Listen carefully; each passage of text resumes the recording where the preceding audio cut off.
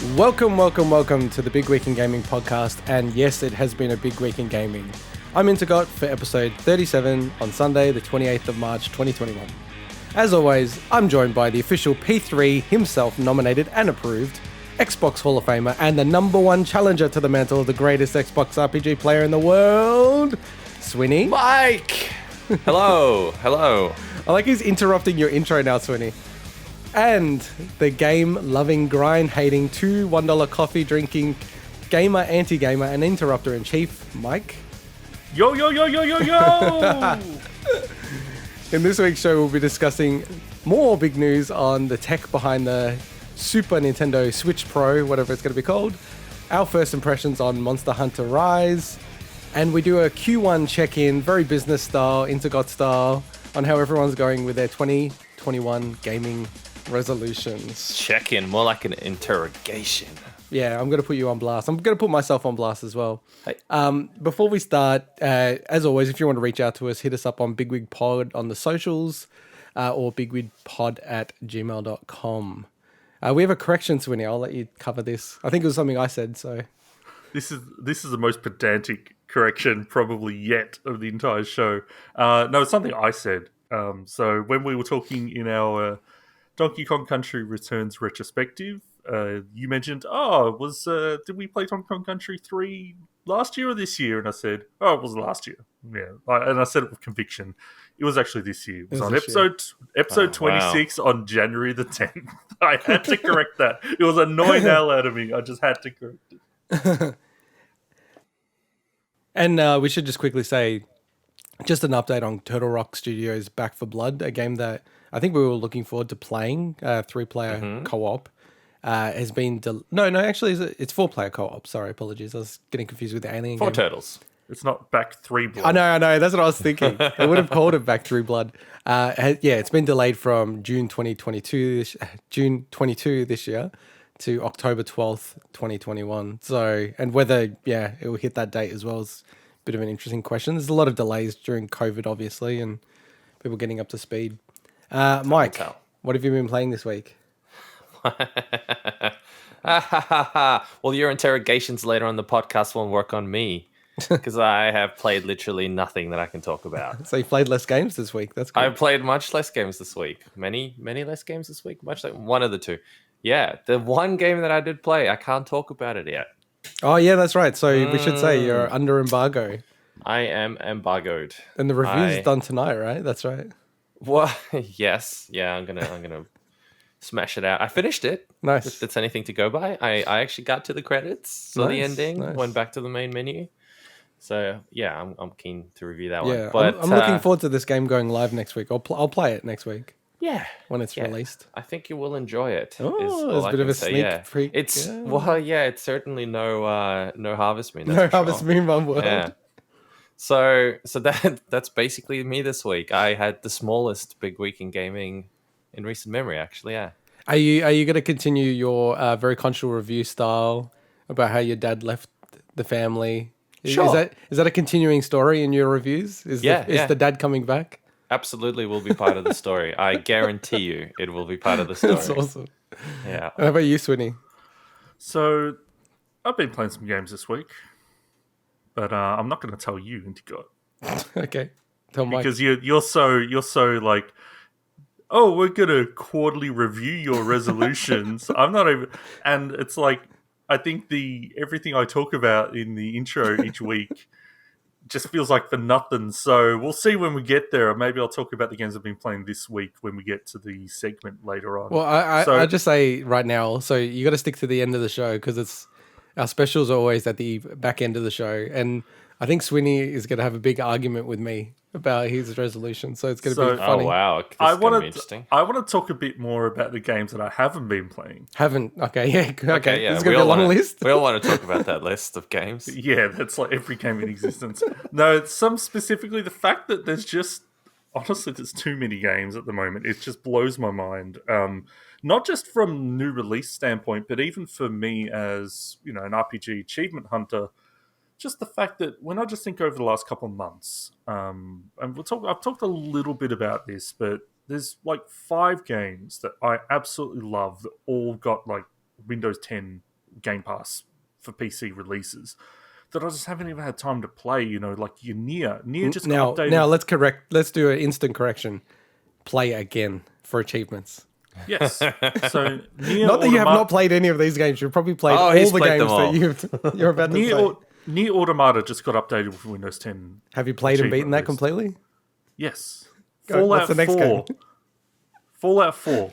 Skyrim. You got to play the game. You got to play the game. Have you 100% completed these games? All of them. All right. Yeah. And they're all massive games. That's really. not the point. The point is that there's so many games that like I don't know what it is, but I know there's not a lot of big AAA new releases coming out, but to me there's still Sorry, I'm just correcting you as well on the video. Monster Hunter Rise is filling up my screen. I said like not a single, I'm not talking about one big game. So can you guys give me a second? I'm just gonna get some popcorn while you guys are arguing here.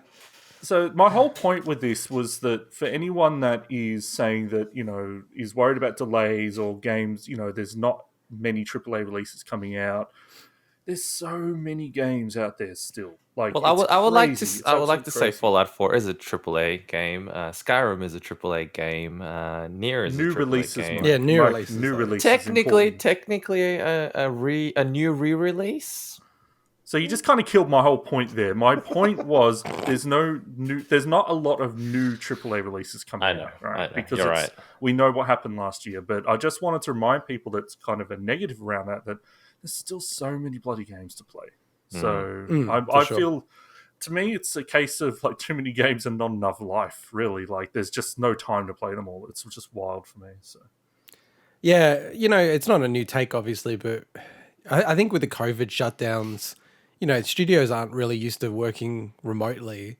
It's going to kill the games or, delay them severely. The ones that are sort of still in production, like pre-production games are going to be a mess, but even games that they're still trying to work things out, it's so hard to work with people creatively remotely. Yeah. Like it's different if you're kind of like, even at the last third or, just trying to polish things up. I think you can do a lot of that remotely. You sort of saw games last year come out still. But yeah, this year's going to be really rough. And you just see all these games and like God of War 2 this year. How the hell is that going to come out this year? Just, that would shock me if that actually happened. Feels like Zelda. Probably won't. Zelda would have come out this year, like earlier, I feel, if it wasn't for COVID. So I know. Sounds like you got COVID. Yeah. I'm not in Brisbane, I'm in Sydney. I know we're already seeing this a lot, but I think even more so, we're just going to start to see so many more like remasters and things that aren't going to take like that. It's not so much easy wins. It's more like, okay, maybe that stuff's easy to work on remotely because the core product is already there, 100%. Because it's more it's more just like execution at that phase. You know what the game is. Yeah. There's no like meetings where you all have to get together and plan or brainstorm creative ideas. Like the creative's all there. It's all about, as you said, execution. So. Yeah. And it does make me wonder about plans for games like Smash Brothers, whether they go, do you do another fighter pass? Because it's just so much revenue sitting on the table. You feel like that kind of stuff that they still can do remotely. It's not as intense as making a brand new game. Because what are they going to do? Like turn around, have a bit, maybe a 1 month break and then start a new game where they're all working remotely, which is very contrary to Japanese culture, like business culture. Just can't see that happening.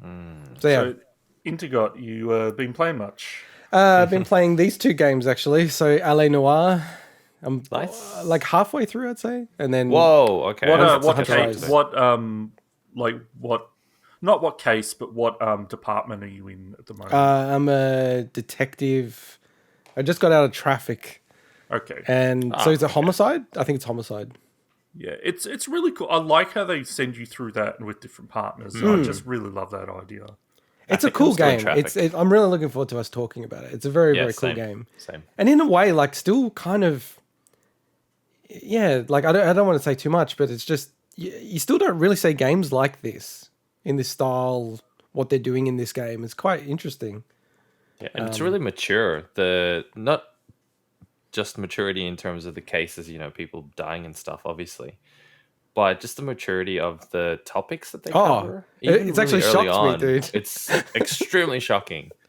But see, like, I don't know why we're being shocked about that. I just think I think things have become so placid, and there's so many things you're not allowed to really talk about or include now that that's why we're shocked about it. But I mean, think back to 2011. There weren't that many games talking about some of the stuff that game talks about. Yeah, I mean, like, dude, so it's so not bad, but the themes, I can't even really touch on them because I'm like, God, I think I feel like you get a flag. We'll see how we're we're going to go on that one when we actually. But you're right. Like, I'm actually surprised it got released in Australia, and we will touch on that a little bit later about our, very conservative politics in Australia when it comes to gaming. That would have been a kick in the nuts for Team Bondi at the time. I know. Made in Sydney, Australia, and then banned. Not allowed to ban in Australia. Canberra. Wow, that would have been insane. But before we get on to our... Especially if they gave him gaming grants and stuff. That would be so hilariously insane. So before we move on to our first story, I just want to say a Bigwig birthday. I won't dox him, so I'm not going to say the exact date. This may not be the exact date. It may be the exact date. It's not the exact date. But to Swinny, happy birthday, Swinny. Well, thank you. That's unexpected. Yeah. Wait, what?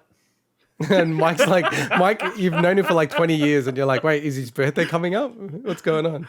I'm really confused. As this is a sign of getting older, I'm like, I wonder who it is. I have no idea. No, you didn't, did you? I did. And I looked at the date when he said it. I'm like, that's right. Oh, damn. It's funny because, I have a run where it's like, my best mate from primary school, and then my dad, and then you, Swinny, like all have birthdays in a row. It's like so crazy, like one day after the other. Hey, in case you're wondering, Swinny, you are not his best friend. No, I said best mate from primary school. Yeah, but is it like best? Yeah, but this is like, my uncle jacked off a horse versus my uncle. I helped my uncle Jack, off a horse. God. I helped my uncle jack off a horse. It's the weirdest application of that. No, I'm saying. Nonsensical one. No, if you're saying that my best friend from primary school, is it your best friend that you had at primary school? Or is it your best friend that you've had since primary school? There's a bit of ambiguity there. So. All right, let's move on to our first story. I'm just saying. So, in your weekly dose of Nintendo Super Switch Pro news, there's some more information around what could be possibly in the new Switch Pro. So it's exciting. We should say though that we don't really deal with rumors. So Bloomberg, very reputable news outlet, and they are running with this with certainty. So we take them for their word. So some stuff that we had speculated previously about, and I'm really excited to see it, given that they do work with NVIDIA, is that they do seem to be employing NVIDIA's deep learning super sampling, DLSS, upscaling, which really it simplistically uses machine learning, so AI, to up-res from a lower resolution to a higher resolution whilst retaining the quality of that resolution if you were originally running at that resolution. So, and it works amazingly. Well, yeah, like this is, I have it on my graphics card. Same.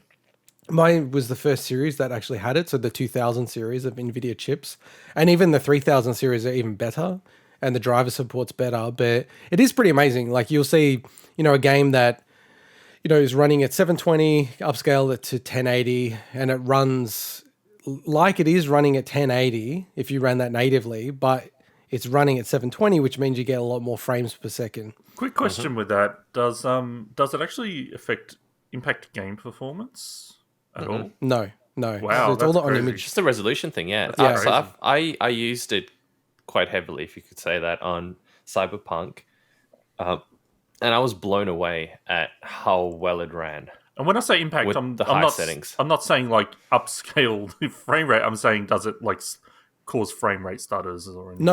No. Absolutely none at all. It was flawless. Wow. Yeah, it's so incredible, absolutely incredible.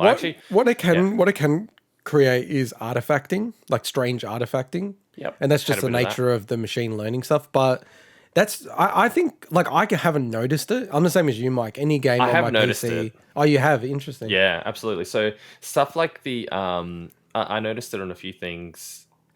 So first of all, unless you generally speaking, unless you see something side by side, there's a lot of things that you'll never notice because you kind of just assume that's what it's supposed to look like because you don't have a point of reference.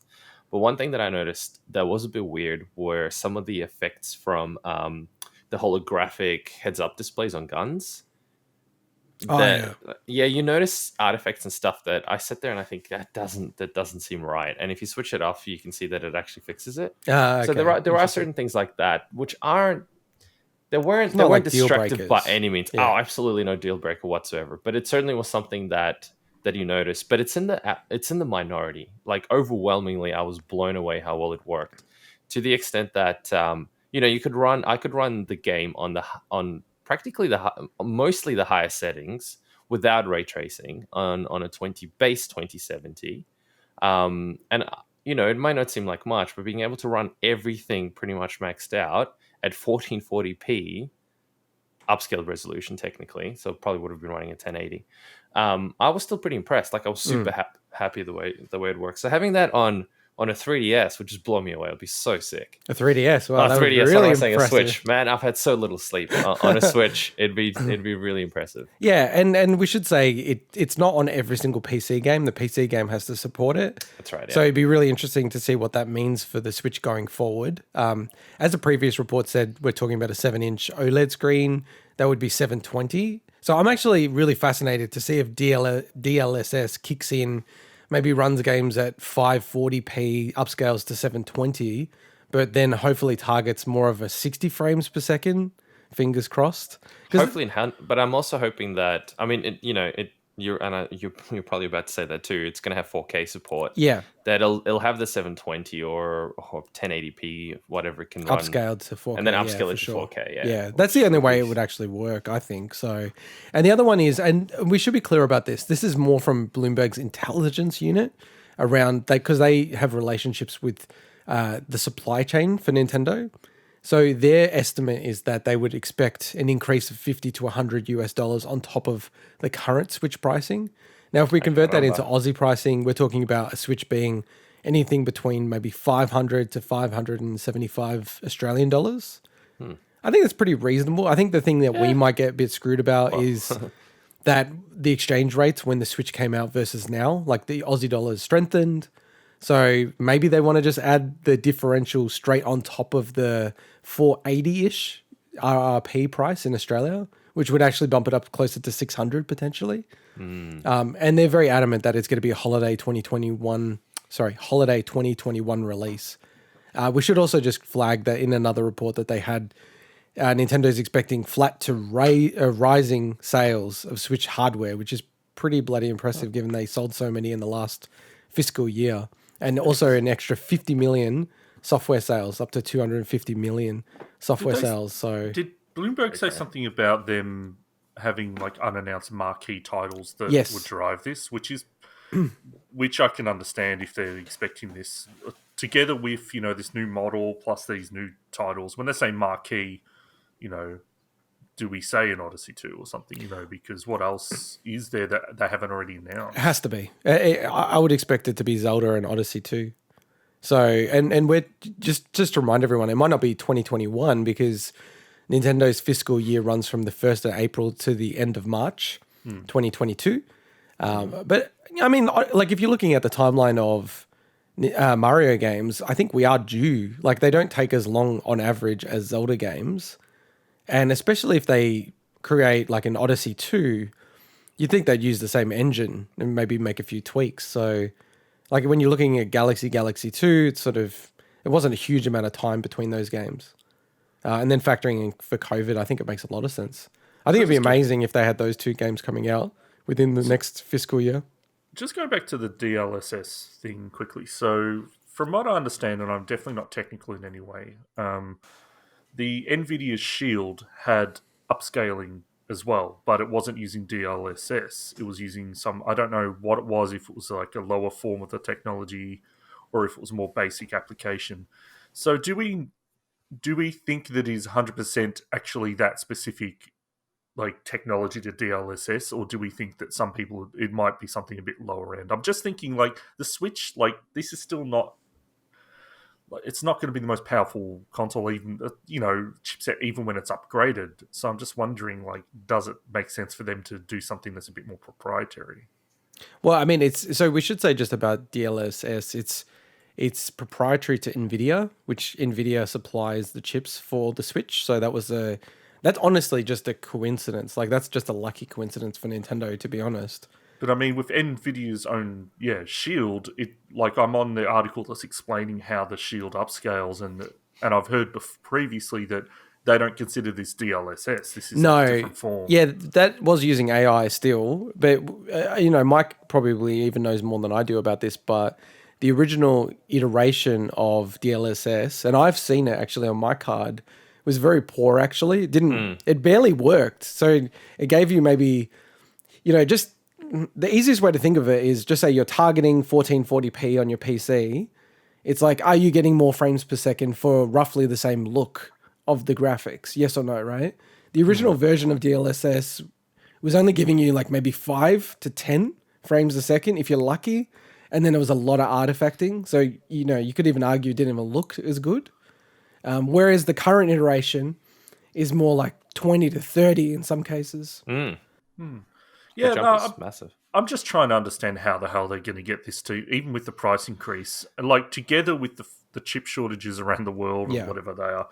It just seems wild the fact that they must, for them to be able, they're starting production in June. That's the reports or something like that. Like they must have already secured a lot of this stuff. Well, they're quite lucky because a lot of the shortages aren't actually going to impact the Switch as much, given the architecture of the Switch versus PCs, and then actually the new current gen now, PS5s and Xbox Series X, because they share more similarities in their architecture to a PC, whereas the Switch doesn't.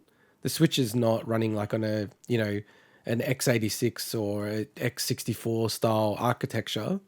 So it actually has helped the Switch. It's become a bit of a strategy credit for Nintendo, where they should have clearer run at creating it. Now, if the Switch Pro does come out this year, and Bloomberg's adamant that it will, this thing is going to be like the hottest thing to buy. Like I get that the PlayStation's hot, but like, to be honest, like if you look at the catalog of games and things like that, there's kind of like not that many reasons to buy the PS5. But you look at the Switch, there's so many games I would love to get a Switch Pro just to run the games better. I agree with the second part, but with the first part, I'm going to have to do a correction before we have to do it next week when we get 50 people telling us we're idiots. There's quite a few games, especially if you haven't played them on PS4, that are really worth getting the PS5 for, if that makes sense. You mean the upgrade to the PS5 version? Yeah, both the upgrades, both the whole catalog of free games they give you. Like if you haven't played God of War, which to this day I actually still have. But you're not going to buy $700 console to. I don't know. I feel get like a few it's free a selling games. point. Well, you get like I don't remember off the top of my head.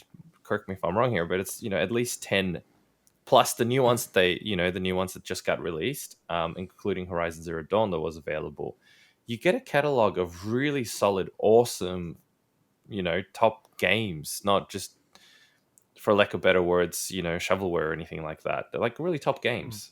And I think it's worth it for the money. It's absolutely worth it for. That's with the PlayStation Plus subscription. So that's another $80 Australian dollars. You subscribe to it quickly and then you just. I don't know. I'd be happy to bet that the Switch Pro is going to be a lot more in demand than the PlayStation 5. So just about the Switch again. So do we, from the reports that we've seen from Bloomberg,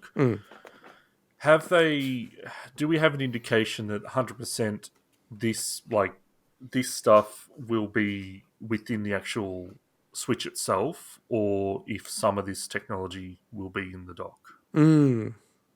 I think with the DLSS, it'd be a miracle if it was in the dock, just because there's huge advantages being on the board itself, on the actual motherboard. Yeah, I just wasn't sure if it made sense at all for that to work, but I have no idea how that stuff even works from a chip standpoint. Yeah, it's just more like, okay, we know that it's not going to be. There's no point to use DLSS when in handheld mode. So I'm just thinking, if there was any there, but I guess that does mean that potentially, maybe we'll even use the same docks as existing docks. Then, Well, the more I thought about it, the more I thought, you know what? Like, would they really want to get a new dock that had actual chips in it and everything like that? It feels very un-Nintendo like. Although the most Nintendo like thing is to do something that you don't expect them to do. I don't know. It's tough once, Winnie, because there are external GPUs now for PCs, and they work very well. Like I've spoken to a few mates who've had them for laptops. They've literally had like 3060s or 3070s or something like that in external GPU configuration, which is really weird setup when you think about how much money they've spent. Why don't they just get a desktop? But anyway, I wonder though if it's even possible. You know how when you dock the Switch, how instantaneous or quick it is. Yeah. You know, I imagine that would probably not be possible if it was actually having to like then use the technology as opposed to just quickly displaying the output. You know, because the only thing that I'm questioning is because with DLSS, essentially it has to do it before the frame's rendered. So that's the only thing I wonder if like the speed that it needs to sort of operate at is such that they need to absolutely maximize and ensure that it's as close to the processing unit and the GPU itself to work properly. I'm not an expert in that area. It'd be interesting to know. I'm looking forward to finally Nintendo announcing this bloody thing. Oh, yeah, same. It's going to be so annoying if they drag it out to September or something like that. I'm looking forward to opening my current Switch. Yeah, Mike was holding up his red and blue. It's Nintendo practically Switch. only red. I mean, the box is red and blue, but let's face it, the actual Switch itself is just red. Yeah, pretty much. It looks cool. I like it. I think what happened in the end is a few times I opened the box and I looked at it and You thought, why did I buy it? No, not that. I think I still suffer from PTSD growing up under a communist regime where seeing anything red like that just has this triggering effect. I think he's being real. I don't think he's joking. Sweeney. I like how Sweeney's laughing. No, I'm laughing in the sense that, like, you just come out of nowhere with stuff. That's what I'm laughing about. Not the topic. It's just the fact that suddenly it's like, man, communist regime. Dude, I've given up trying to figure out how my brain works. It does things, and I just go along with it. All right, let's move on to our next story. Pocket League. So Psyonix, randomly, I've not heard anything news about this prior, dropped a pocket-sized version of Rocket League called Rocket League Sideswipe. So Rocket League had recently gone free-to-play, sort of as part of its purchase by Epic Games, enjoying sort of a second wind of popularity post the console launch on PlayStation. And yeah, they've launched a mobile version, which is a side-on 2.5D-ish version of Rocket League. Matches run for 2 minutes. You can play 1-on-1 or 2v2. And these are actual real people that you're playing against. And it will be due out by the end of the year on iOS and Android. But right now, bizarrely enough, because we're a very good test market, because there's not many people in Australia and New Zealand, but they are very similar to America and Europe in terms of behaviors, they have launched an alpha version of this if you have Android. So I guess the question is, have either of you installed this game? I don't have Android. I attempted to, and it said that there was no space in the alpha anymore. Oh, so I'm the only one who has it. Dang. So it said check back later or something. So yeah, I have no idea how that works if they're just going to open up more spots. It'd be good if you could like click a button to say let me know. Anyway. So I was lucky enough to get this installed. So you know how all the way back I borrowed an Android phone of my wife's dad to do the xCloud stuff, and then Microsoft, banned me from joining the preview for xCloud in Australia. That's fake news. That is fake news because I did test it during the week, Mike, and I can now use xCloud on the Android device. Strange. Yeah. But I never got the email. So annoying. So yeah, I did actually play this. And as the biggest fan of Rocket League on the podcast, I love this mobile game. It is so cool. That's cool. Like it is. I actually really, really hope Psyonix releases this on the Switch. You're going to be shocked at what I'm about to say here. I would prefer to play this than Rocket League on the Switch. Really? Yeah. Why? So Rocket League... tell me the differences other than the 2.5D thing. Oh, okay. So obviously with Rocket League, it's a three-dimensional arena. This is very much on a fixed plane. So forget about the 2.5D. It's really 2D game, essentially, with 2.5D graphics. So, it obviously simplifies the game a lot, but it does incorporate the mechanics of Rocket League simplistically. But, the things like jumping, boosting, then double jumping, all those type of things. And the strategy of Rocket League as well. Like, do you have two people push up and try to get a goal versus... because we have the goals that are somewhat similar. They're a little bit elevated this time, which makes sense because you don't want it, so you just hit it to get it in. And they've obviously fine-tuned the arena just for scoring. I think that it's far too easy to score off, kick-ins, like, the start of the game when you're actually, going for the ball. Like, I was able to score off that really, really easily. But yeah, like, I love this version. And the reason why I would prefer to play this version than the Switch version is because the Switch version, it's just like a very compromised version of Rocket League. Okay. Like the graphics are very extremely downgraded. You don't have triggers on the Switch, so you can't finely tune the sort of, the acceleration and the braking and all these kind of things. There's just like a lot of things that it's very hard for me to play it on the Switch now, having played it on the PC so much. And like on a much higher refresh rate monitor and all those kind of things. Whereas this, I feel like if this couldn't run at like a solid 60 on the Switch and look just as good as the, Android version that I was playing, it'd be shocking. So I think you'd be able to do it.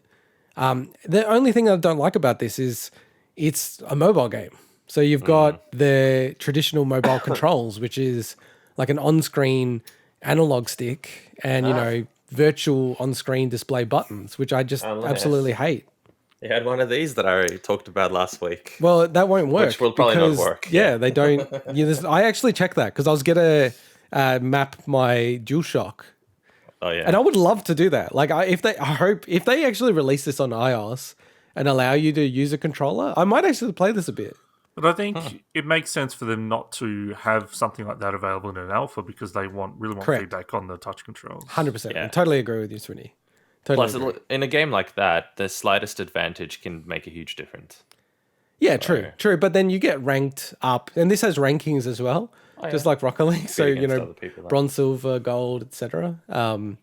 It's actually genius from Psyonix. Like, I feel dumb for not like coming up with it myself. I actually always wanted a 2D version of Rocket League.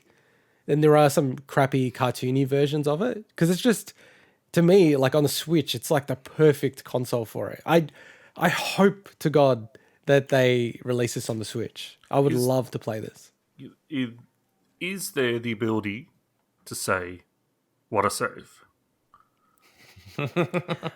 Shoot. I know that I said to my teammate, there is like quick chat. Okay, you've got to, because that's the deal breaker for me. If you can't say what a save, I've got no interest in it. I think you can because I said nice shot, but it doesn't. It's more like stickers. Do you know what I mean, Swinny? It's like that's the design of it. It's not like just simple words. It's all stickers. So I wasn't very familiar with them all. Okay, all right. I think you can say nice shot, and I think you can say what a save. Well, let us know and then correct. I actually did next week. Accidentally press heaps of quick chat, and it didn't block me from doing it. So they haven't got that mechanic in it yet of like saying you can't speak for a few minutes or a few seconds. So very, very cool. Love it. Like you guys should jump on it when it comes available on iOS. I have an Android phone. Do you know? Can you like party up or anything? Or it didn't have that functionality from what I could see. Yeah. So and it was a bit flaky. The mobile connection was a bit. Like everyone's on mobile, right? So, yeah, it's not. I don't know. I'm so used to playing Rocket League where everyone's connected via LAN and like it's all very low ping and like kind of the perfect conditions. So from that perspective, it was a bit tough, but yeah, very very cool. Like very impressed with it and very very cool idea. So awesome to see it and can't wait for it to come out later in the year. All right, let's move on to our next story. So. Nintendo and Niantic teaming up again. So as we'd all know, Niantic and Nintendo and the Pokemon company created Pokemon GO, which is probably one of the most successful mobile games ever. yeah, back in 2016, which is so long ago. My wife still plays Pokemon Go. There was that period of time, I don't know if you guys remember, but you just go around to parks and stuff and people were playing the game and you'd literally talk to random people. I actually thought that was really cool. I think the game it was honestly, trash. Sorry to everyone who loves it. But I thought that experience was awesome. And the fact that it got people to do that and got people moving, and that was so cool. It's like something I won't forget. Like I legitimately remember like someone going, "Oh, run over there. There's a Charmander over there." It's like, "Oh shit. Yeah, Okay, let's go. Let's run." I think we had Henry, our dog. That was the only child. Mike never fails to like trash a community within the first for no minute need. of I just look, whatever. I get it. I went through that. Hey, I went through that. I was part of that community. I used to walk around at 11 o'clock at night trying to get a particular rare Pokemon. I've been through that, baby. But can I just say know what quickly, it's like. I just think the gameplay itself is trash. We've gone off on a tangent already, but I think the fact that you got enjoyment and value out of it, and it was a different experience, and you connected with people in a different way, by definition, you can't really say it's a bad game. I get what you're saying, like there's components of a game that are bad, yeah. Look, but overall the game's good. Look, I will continue trashing it purely from a stubbornness. Go play something else perspective. How much more repetitive shit can you possibly do? Oh my god! I like how it gets even worse. I shouldn't have. Well, I'm gonna double down on it. I'm doubling down on it, and I have friends who play it. My girlfriend's sisters play it. Yeah, and it's not as bad now. Like they're not sitting there at a family function like a year ago or something where that's all they'll talk about.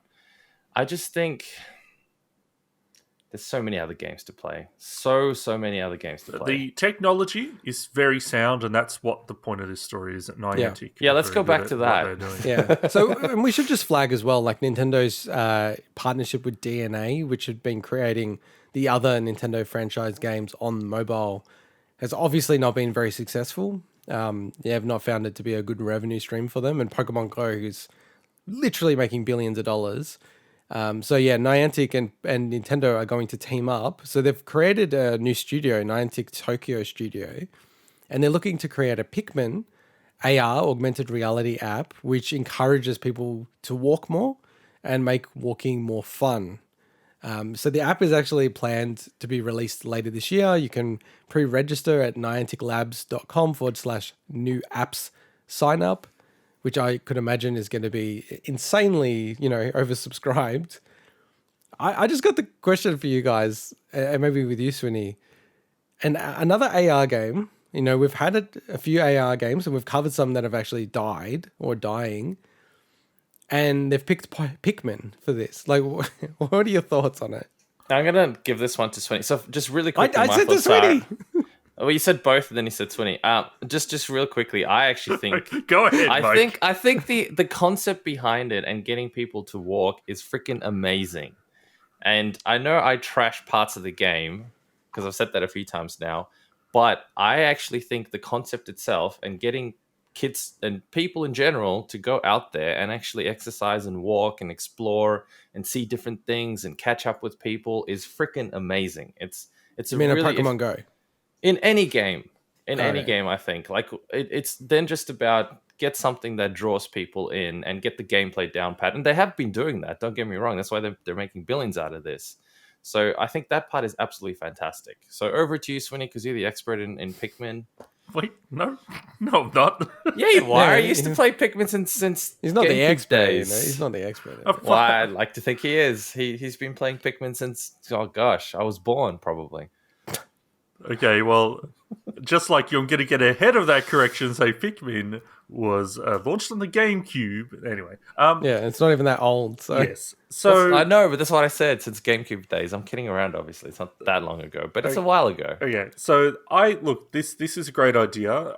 They've definitely said they're using the word app. So I think it's, the idea of people thinking that they're going to be playing like a Pikmin style game. They may have elements that are like, oh, you can get your Pikmin to go pick up that item, which is, a lot of what Pikmin is. You're directing them to do things, build things, or destroy things and stuff. So they may have elements of that, but I think this is much more, kind of like just basically a social app, or as I said, like an exercise app. I do think, I hope they've got their expectations that, the Pikmin franchise is not as popular as the Pokemon franchise by any means. So I think they should have their expectations in check about this exploding in popularity, anything like Pokemon Go did. But I think it's a neat idea. I'm actually more interested to see what, because they said that they're kind of working on multiple titles. So I'm kind of interested to see what other things they're working on. Mario. I'm think calling it now. Mario AR. It's like Pokemon Go, but with Mario. So I think that's. I'd love to see like a Zelda AR experience or something, but be cool for them, like I don't think they should ever try to just replicate a Pokemon Go style thing, which I don't think they would. You've seen other companies do stuff like that. I haven't checked it out recently, but I think they did. Have they launched the Witcher AR thing yet? Yeah, I believe it's been launched. I haven't heard anything about it. Exactly. I just think that I'm nothing against companies trying this stuff out, but there's just so many cases of it not working or just not getting attention at all. So I think they do need to have their expectations in check. But yeah, I think this is a cool idea. I think when you said that, maybe it's not out actually. The Witcher, I can't find it like available anywhere. I've heard it. Monster At least there's like an alpha or something. Yeah. I've heard something like that. No, you're right. Yeah, it's not widely available, so I guess you can't judge it. I think your point was very apt about it being an app and not a game. Like they were very specific about that. Yeah. Oh, wait. So it's in early access, the Witcher Monster Slayer game. Interesting. So you can download it right now on Android and it seems like iOS, but they're calling it early access. I might actually check that out. Yeah, might do the same. Like the other one that I was like thinking, when you're saying about Zelda, they actually did announce like in 2019, like midway through 2019, that there was going to be a mobile Zelda game, like in the next year or two.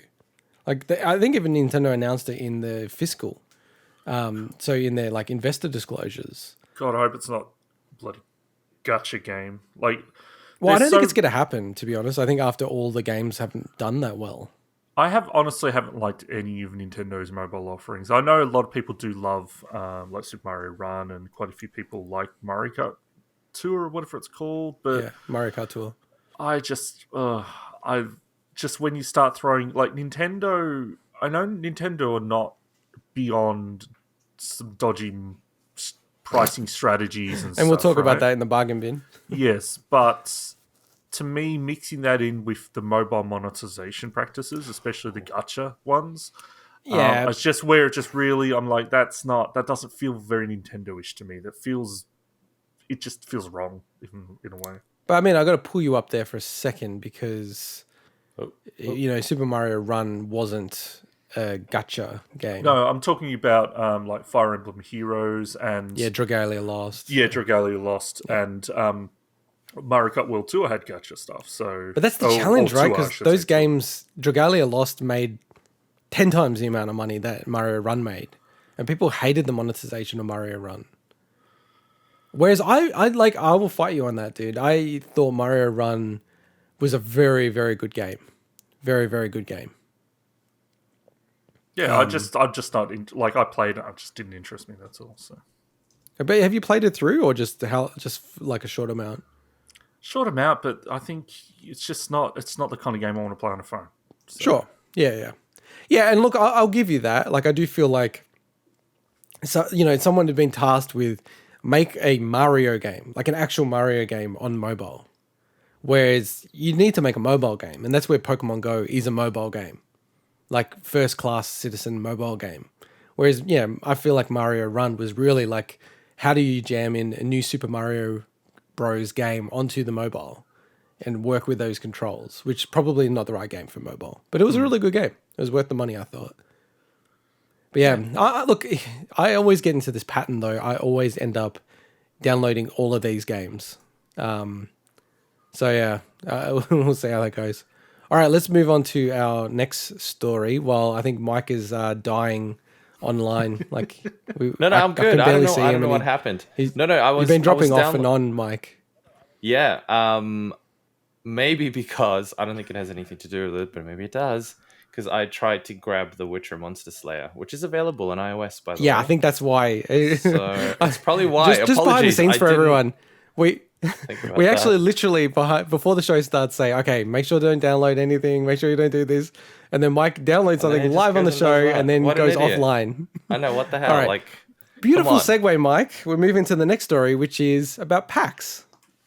So PAX this week. So PAX Australia, as we covered last week or the week prior, PAX Australia is coming back, and they had early bird tickets available midway through this week. Mike and I are very good team players on Bigwig. We're the team players for Bigwig, and we are going to PAX. Even though I'm traveling interstate, I'm going to go.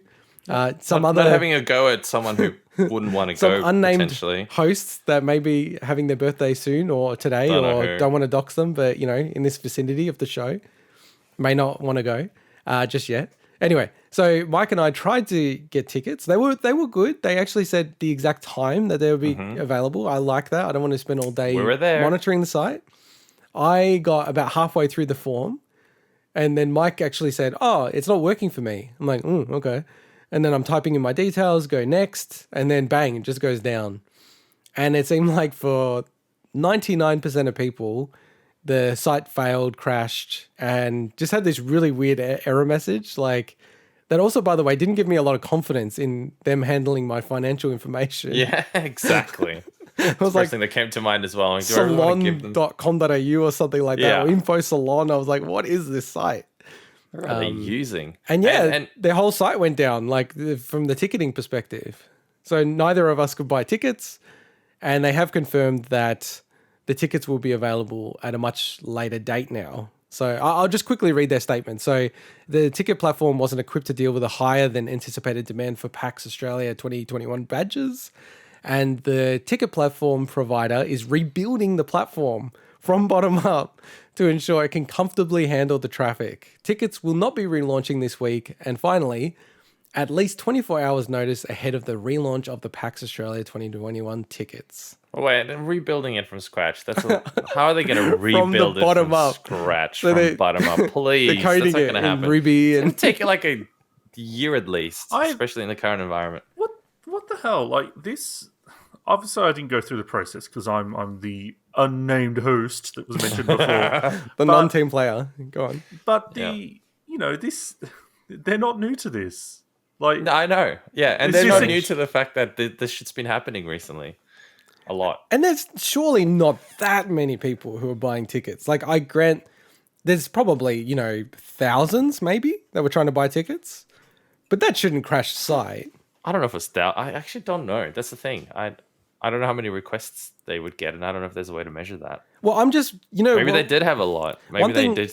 One thing that I judge it on is, if I see a PS5 availability, it's like you get on Twitter, it's messages per second, like, oh, it's sold out, sold out, sold out. With the PAX thing, there still was a lot of people responding. Hey, the site's down, the site's down. It was like dozens of people straight away saying the site's down. So there is demand, there is interest there, but it should, the amazing thing is I did do a little of digging on this. I think it's Info Salons or something like that, who are the ticket provider and the platform. Like, that's their only business that they're in. Wow, and they can't even. I know.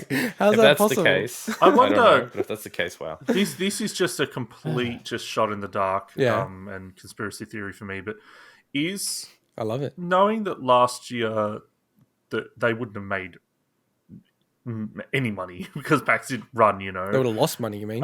Exactly. So I'm wondering if they had to kind of go with maybe a smaller ticket provider this time because they just didn't have the financial That's a good ability point, to do more, Sweeney.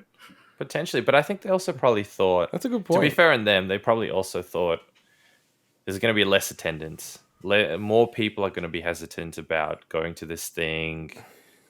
People worried that there'll be another lockdown. So they probably, assumed, and I think rightfully so to some extent, that demand wasn't going to be as big as normal. See, I don't think that carries water because Well, no, you're saying it doesn't carry water that they assume that, or it doesn't carry water that that's a correct assumption to make? I don't think there's any evidence to point to that people are not going out in droves when events are happening. So look at like Yeah, the fair AFL, point. right? Like, so the AFL in Australia started up again. Different demographics. No, but I think. it shows a demonstration of people's willingness to be in a No, it crowd does, for but hours next to I don't people. want to. I don't want to stereotype. I think it is a different demographic. I think, the culture at PAX and the people that go to it, I think might be a bit more risk adverse to that kind of stuff Maybe. than the average AFL supporter. I'm probably stereotyping here, and apologies if I am. I just think it's a different. I'll argue they group of take people. more risk because they're willing to go out without showering. I shouldn't say this because I'm going to go to PAX. And then I hope you people go are to gonna PAX attack and me. people are gonna attack you and beat the crap out of you because of comments like Well, that, they and they're can't, gonna 'cause attack. they got no physical strength. Wow. Oh my god! Wow. Hey, I Wow. will come to your defense, but then I'll probably be running away from a bunch of people Now- that are playing Pokemon Go, trying to is beat me up for that one.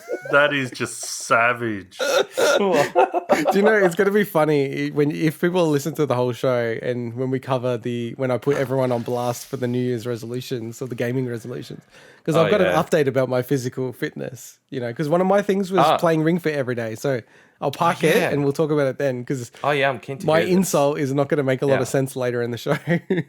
I am very keen to hear this. I do love that in some ways I used to be the villain of the show, and slowly, you ever are. so slowly. Well, I don't know. I don't. You already insulted the whole Pokemon community. That's like 50% of No, our I audience. didn't insult them. I insulted the game. Okay. There's a difference. I can insult a product, but not insult the people that use the product. So we're still going to PAX, aren't we? Absolutely. All As right. long So as it's they gonna get be a the few thing weeks. back, and as long as I don't have to bloody answer that captcha thing again. I must have had to go through that captcha thing at least 15 times trying to get onto this thing. Clicking is because you had to accept the captcha thing in order to the typical. No, that didn't happen Traffic for me. lights. That didn't happen. For Really? me. I had it. I had to keep selecting traffic lights and freaking crosswalks. Captures are getting out of control. Oh, they so are. out of control, They man. are. It's ridiculous. I think VPNs obviously make a huge impact on that. Like whenever I go to the EB Games website, I have to go through 5 of those bloody things. If you're on VPN. if I'm on well, VPN, I wasn't. So No, It was so just like stupid and they annoying. they had a capture because the site thought it was getting a DDoS attack. So Maybe that's why it came up They automatically. thought, okay, fair enough. It wasn't yeah. there by default because when I logged in a few Okay. times, You didn't get it. No. And then I got later, it. like an hour later, it was popping up with the capture. So Okay, I got it straight away. oh, The really? First Interesting. time, But Well, you so didn't do it first the split second. No, well, I don't know. I did it close to the split second. Okay, I didn't do it at exactly. I think you did it like a 12 o'clock minute or two something. after or something. I was like 12:01 or something. yeah, It but was within the in minute, yeah. internet time, that's an hour I later. know it's pretty much. Yeah, wait, all stock's gone. I may have missed something. So did you guys? You were unable to get tickets? No, neither of us unable. could get Yeah, tickets. no, I got I to had a give point up. where I had no battery in my phone left. I had 2 of the 3-day passes in my cart, and I was proceeding, and I got up to like the last stage to pay, and then it fell over. Wait, again, can I ask, was this 2, of the 3-day passes? Yes. Or was it 2 of the 3, day passes? Swinny, I'm actually confused. Does Okay, that actually so work? What he said? I was have it- no idea. Let's move on. Let's move on. Wait, no, hang on. Was it 2 of the 3-day passes? So were you going to get 2 of the 3-day passes? So for 2 people, right? Or Yeah. were you going to get 3 1-day passes, but you only got 2 of the 3 1-day passes? That doesn't make sense. Yes, it does. That part doesn't make any sense. What No, you're it makes saying. perfect sense. I understand the joke you you're said trying to 2 make. of the 3-day passes. You're failing at making the joke. No, but they could both work. I'm not trying to make a No, joke. it's I'm not. saying No, it's not. grammatically, yes, they can. No. Think about it. You could have said you could have wanted to get 3 1-day passes, and you could have idiot. said the same thing. But oh shit, I only got 2 of the 3-day passes. There's 2 of the 3. Pause. No, Day it doesn't work. passes. It doesn't work. Yes, I it get what you're does. trying to do. Yes, it's a it fail. does. It's a fail It totally joke. works. It's a fail Whatever. joke. I think it works. right. If anyone's listening to the segment and are actually still listening to the segment after the horrible jokes that Integot made earlier in it, let us know if what I said grammatically makes sense both ways. Scorched earth. Move on. Scorched earth, move on. All right, let's move Okay. on. Very important story in the next one.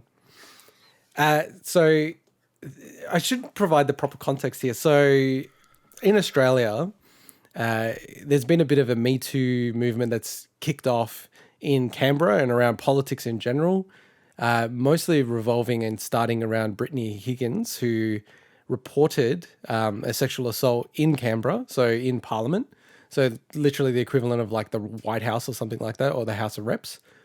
And then, yeah, it's kind of just cascaded on to other women coming forward, the Attorney General being accused of historic sexual assault, and, you know, a lot of heat, quite rightfully, around the Parliament and mostly around the government, which is the Liberal Party for Australia, which is kind of the equivalent of the Tories, the Conservative Party, and in England, the UK, and then also, I guess, kind of like the equivalent of the Republican Party, although politics-wise, they're really probably closer to the Democrats, just given the skew in Australia. Yeah.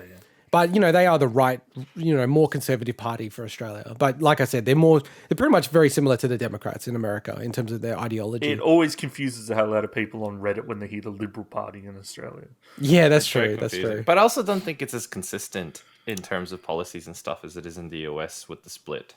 Yeah, that's true. It's a lot more polar in the US, I feel. Yeah, and one thing that people should know, just a quick crash course in Australia, that, you know, things like video games, it's pretty much consistent across both parties, you know, and we have a really two-party system in Australia.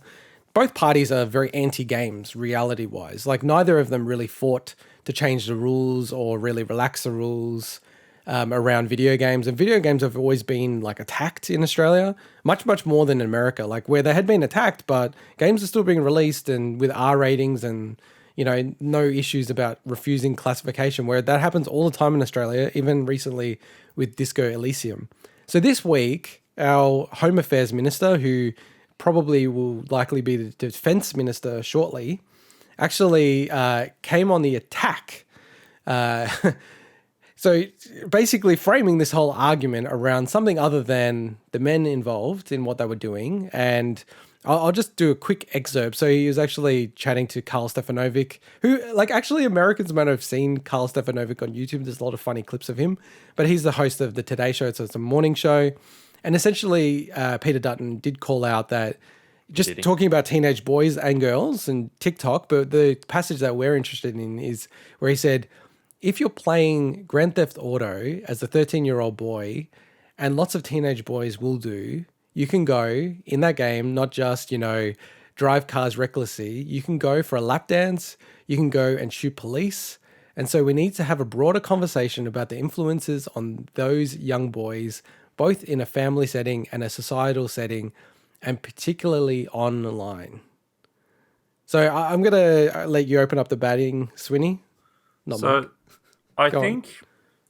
I do actually think, so I included a bit more excerpts there, but the reason I did was because I think the context does really matter here, that Dutton is saying basically that the same laws that apply in real life should apply online. So that's why, you know, as you said, he mentioned TikTok and stuff, but then he went off on video games.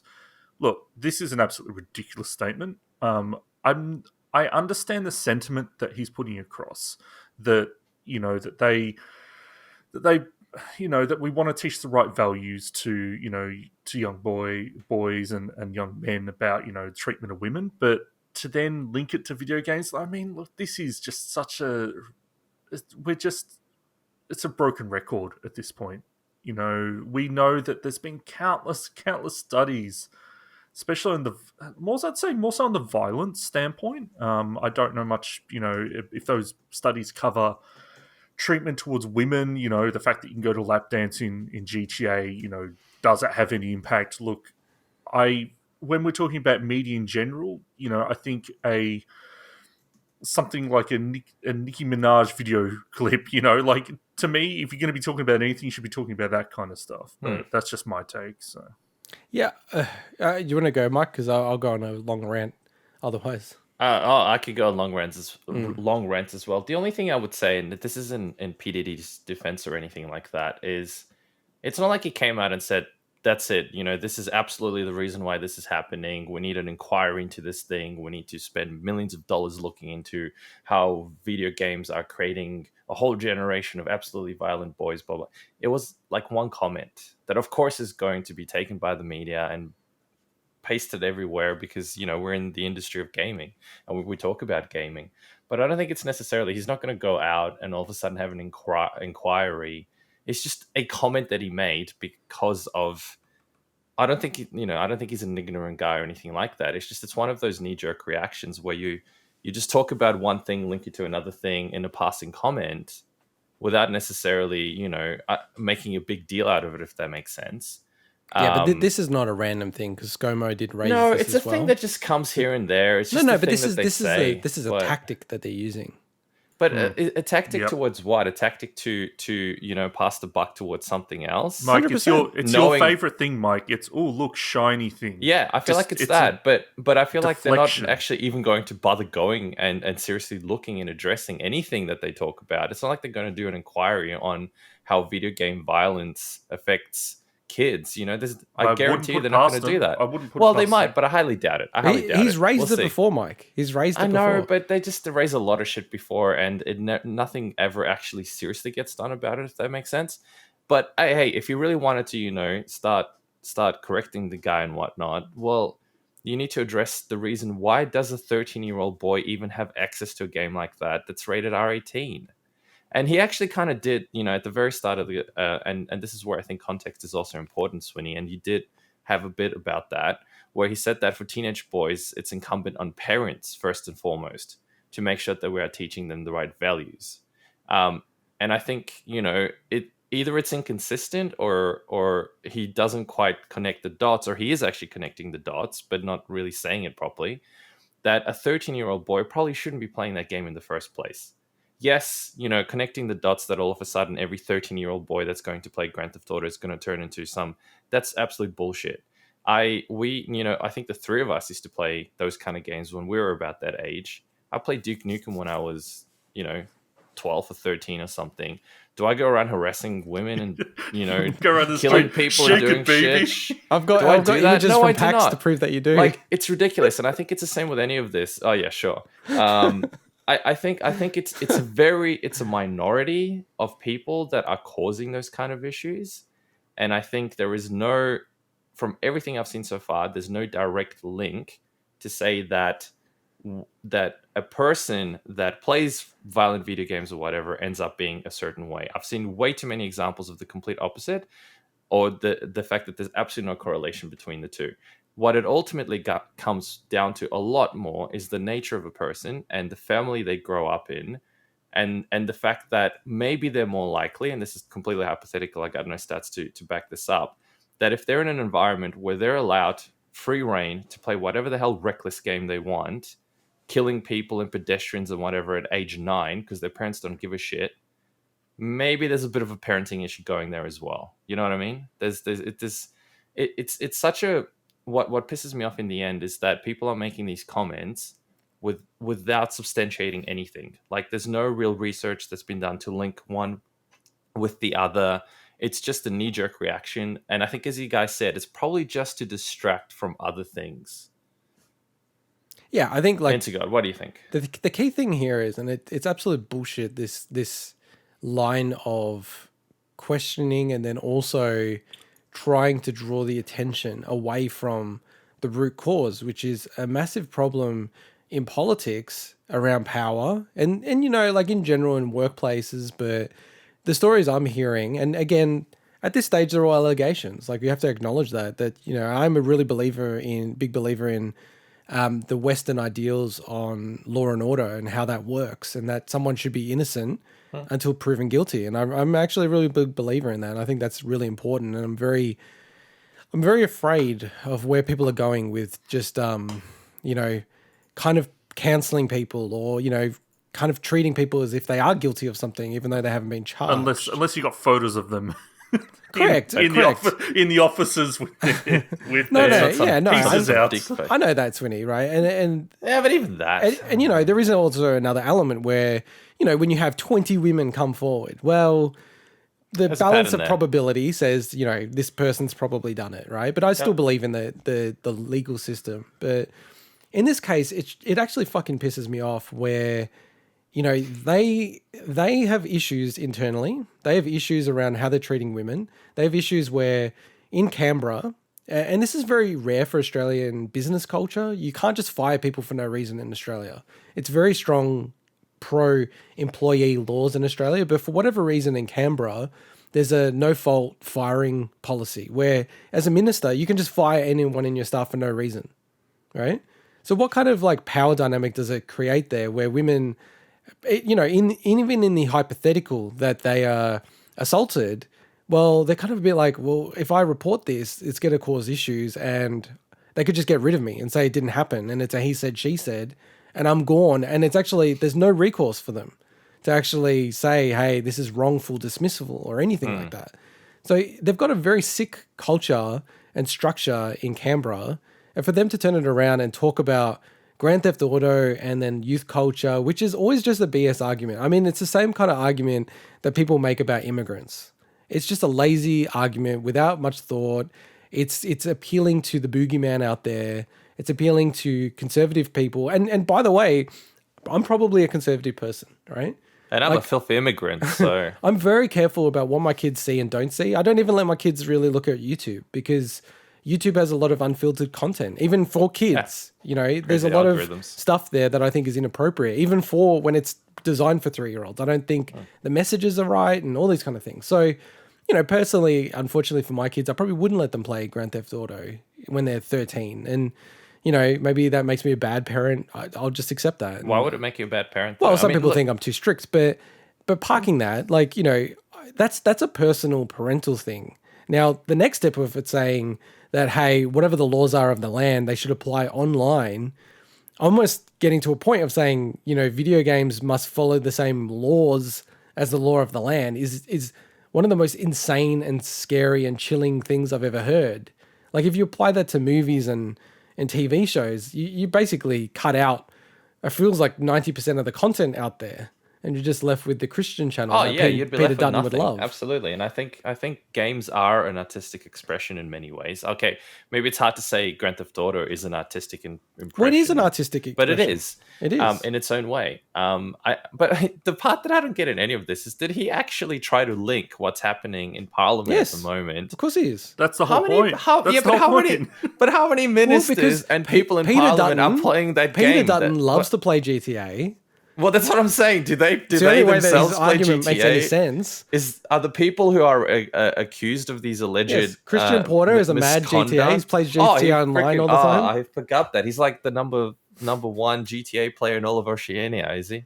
So it's ridiculous. Like the link is just nuts if that's what actually happened. Yeah, it's disgusting. And I think, as we saw with Disco Elysium, we're in the wrong side of this already, and it feels like they're trying to push it in an even worse direction, or at least put pressure on that. And I think it's something that the three of us are very passionate about. Like, we're all adults. I should be able to play whatever goddamn game I want to choose. And there's a lot of games I will find repulsive and I don't want to play. But that's a choice as an adult in a free society. It shouldn't be a choice by someone like Peter Dutton and his type and his mentality of choosing what media I can or cannot partake in. And it makes me sick, actually. And honestly, if they keep pushing this is something I would be really passionate to fight against, because Australia, I feel like the Australian gaming media hadn't pushed hard enough to try to change the way that we're treated in this country. It's ridiculous. It's like a nanny state on steroids, post Disco Elysium, and just how we're going with those kind of things. So I think it's a bit of a watch this space, and we'll see if it gets worse, see how much traction Peter Dutton gets with his comments, and how much pressure they try to apply in that space or not. And talking about Disco Elysium, he also noted that apparently there was a review done into Australia's classification laws last year. And apparently, they haven't taken action on whatever that report is yet. So I don't know if that means that there's changes coming to our classification for. I could only assume for the worse. I can't see. I was going to say for better or worse. Yeah. Because we also have a lot of censoring with movies as well that a lot of people hadn't realized. So censoring with movies, censoring with. I know this is a weird to bring it up, but it is part of the discussion. I think, is it only Canberra that you're allowed to technically make pornography in or something? Yeah. Yeah, I think the NT really in Canberra. Interesting laws, that we have, which, it's. Yeah, and it's funny because laws, the critical part of laws are they enforced? So that law isn't enforced, right? But you don't see, in Hollywood and in Los Angeles, a lot of that stuff is produced there. You don't have big production houses in Australia for that kind of content. So yeah, it's a watch this space. I don't know. I'm going to try to rile you guys up and the audience if this gets traction, because this is actually really annoys me. Like, we're all adults now. Like, we can't go backwards from the spot that we got to with having an R18 classification for games. If we go the wrong direction, that's going to be so annoying. All right. In very different news, actually news that I'm like super excited about. So after 27 years, so since the PlayStation 1 was released and launched in 1994, for the first time ever, it's been possible to actually play backup CDs on a PlayStation, a stock PlayStation, any model, without physically modifying or installing a mod chip on a PlayStation.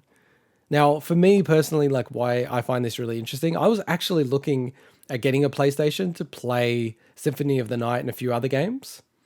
And I really didn't want to go down the route of the whole mod chip thing. And then also, a lot of the mod chips that people have installed on their PlayStations are a little bit dodgy and they don't work that well. So I was looking for what in the community is generally called a soft mod, so a modification that's like something that's reversible. And I couldn't find one at the time. And then this month, a hack has been discovered and it's been labeled Tony Hacks, which will make sense in a few seconds.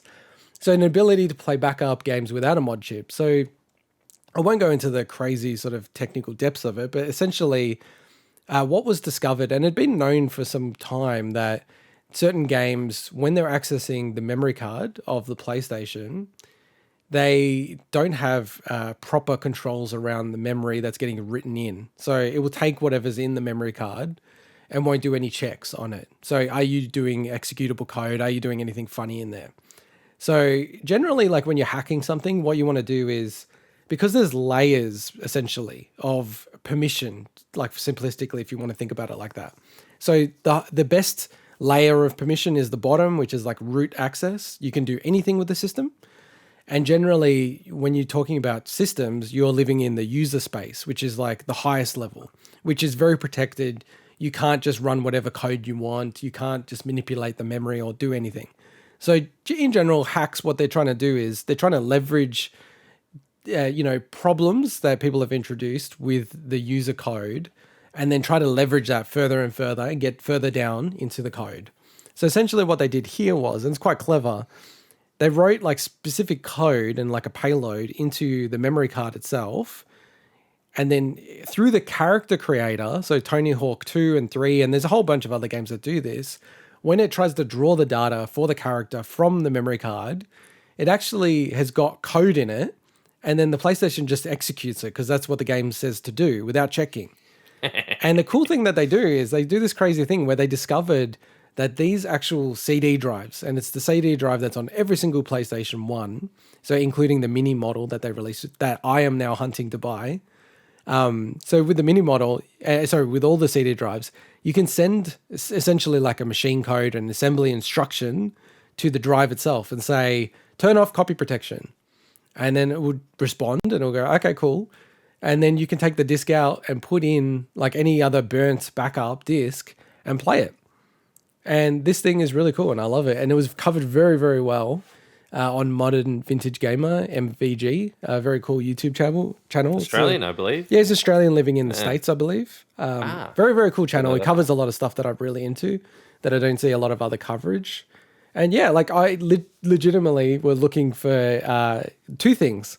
So can I buy a copy of Tony Hawk 2 or 3? Or What's the market like? Well, I think they're going up in price. Oh, no. And already, and this is what I love about capitalism, already on eBay, you can buy memory cards with Tony Hacks already on it.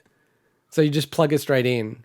Now, you can do the Tony Hacks thing yourself. If you have a PlayStation 2, you can actually use the 2 slots for the memory cards, insert a memory card in and the USB drive and copy it across. And that's all you need to do. Okay. So that's the cheapest way to do it if you have a PlayStation 2. So very, very cool. What did you guys think about this? Yeah, I think it's cool in terms of the availability of backups, I guess, that it offers to the community. I just think it's cool from the perspective of someone discovering something like this, and it's triply cool. Well, I don't know if I'd call this cool, but you know how much I love Activision. That it was Activision that published the games that made this available. So I don't know if I should hate them or not now. I wonder how Activision would have felt if this was discovered back in the day, because then they would have sold so much more Tony Hawk, but then all their other games would have been pirated probably even easier than... But the thing is, I mean, PlayStation, would you say PlayStation was already probably the most pirated console of all time at that point anyway? Surely it was pretty up there. It must have been, yeah. I think the PSP is the most pirated console of all time. The PSP? Yeah. So I should say, like, this whole softmod thing was very uncommon in the early generations of consoles because the OSs aren't as sophisticated, aren't as large. So there's kind of like not as many places where you can actually attack to try to softmod it.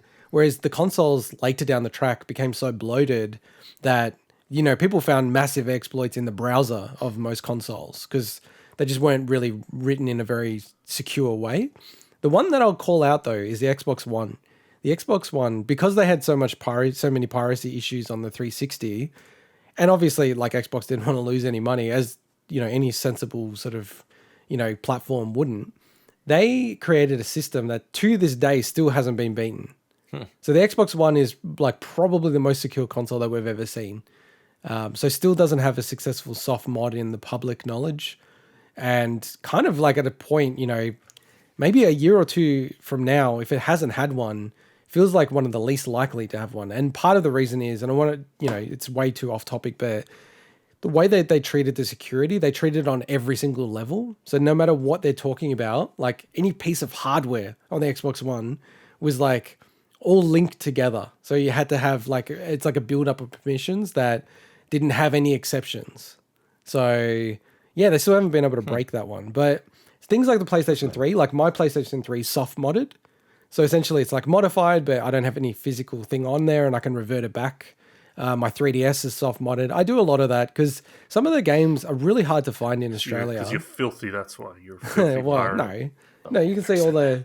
I'm more than happy to buy stuff. I'm showing all my amiibo that I've bought. Yeah, I think you've spent tens and tens and tens of thousands of dollars on games. No, but it's like, okay, like when we've spoken about it, it's like sometimes games in Australia are really hard to get.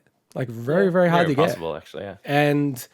you know, I don't want to wait or pay, you know, $100 for a game that really in America is selling for $10. Like that's just, I don't know. I just don't, or you can't even buy it in some cases. And I think for video game preservation, it's pretty massive as well. So I'm now definitely on the hunt for the little mini models of those PS1s. So it was called the PS1, which is weird. O-N-E. Yeah, exactly. Yeah. And we thought Xbox were the leader in the Xbox One bad naming convention. So look at Sony there. So yeah, I'm actually looking to get one of those because I do want to do this and then play some of those. I have an original PlayStation because it works on that as well, obviously. Oh yeah, you could try it. So I could try. I don't have a PS2 to get the memory card to load it though. Yeah, I'm looking at my PlayStation now, but it's already been modded. So fair enough. I've never modded a console ever. Wow. Yeah, I've never had a modded console. I've never had... I mean, look, it's not that I've never played a copy of something. I'd have to go back to really, really old days for the last time that I really actually played a copied game. I've been legit the whole time. The challenge for me is like sometimes I like to play really weird stuff like translated games where they've only had stuff fan like that, translation. You got no choice over stuff like that. Well, I always have a choice. Don't play it until they officially release that's the choice. Right? You don't play it. That's the choice. So, but I'm more than comfortable to do those kind of things. So yeah, I'm really excited about this. Going back to your question though, Swinny, like I think the PlayStation 2 was more pirated than the PlayStation 1. And that's probably to the degree that it actually just was genuinely a bigger console. But it would have been pretty close though. Like, I remember, we've spoken about it on the podcast that we've had friends that were like in the pirating business and stuff like that. So, wow, it was quite common back in the day. It's really cool. I like this story. It's exciting that there's still new developments in the hacking scene after this many years, which is pretty crazy. All right, let's move into my favorite segment of the week. the bargain bin. So the bargain bin for the week of Sunday, the 28th of March, 2021. As always, epic. We start with Creature in the Well is free this week until the 2nd of April. Great game. Great game. Big shout out. Steam has a sale. Now, Steam always has sales, but this is one that's very, very topical for us. So Half-Life Alyx is now 40% off. So it's now about 51 Australian dollars. It normally is 85. I think I bought it for 62 or something like that. Honestly, the game is worth 85. It is, for me, no doubt the best game of last year.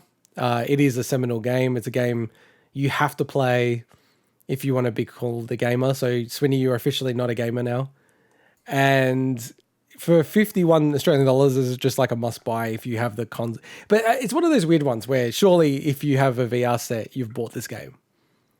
Because this is by far the best VR game out there. Let's get into the Switch. So highlights this week, Australian made AO, Australian Open Tennis 2 is 60% off, so it's $36. Sign Mora EX is $10 and I'm telling you, Swinny picks these games on purpose that I find hard to say. No, legitimately do not, but it still Simulacra? Still brings me joy when it happens. Is it Simulacra? I believe it's Simulacra. Oh, so you don't even know. You're trying to I don't know. Throw me off. I think it's Simulacra. Yeah. It's $11.70 and a final PSA. So by the time you're listening to this, you need to rush.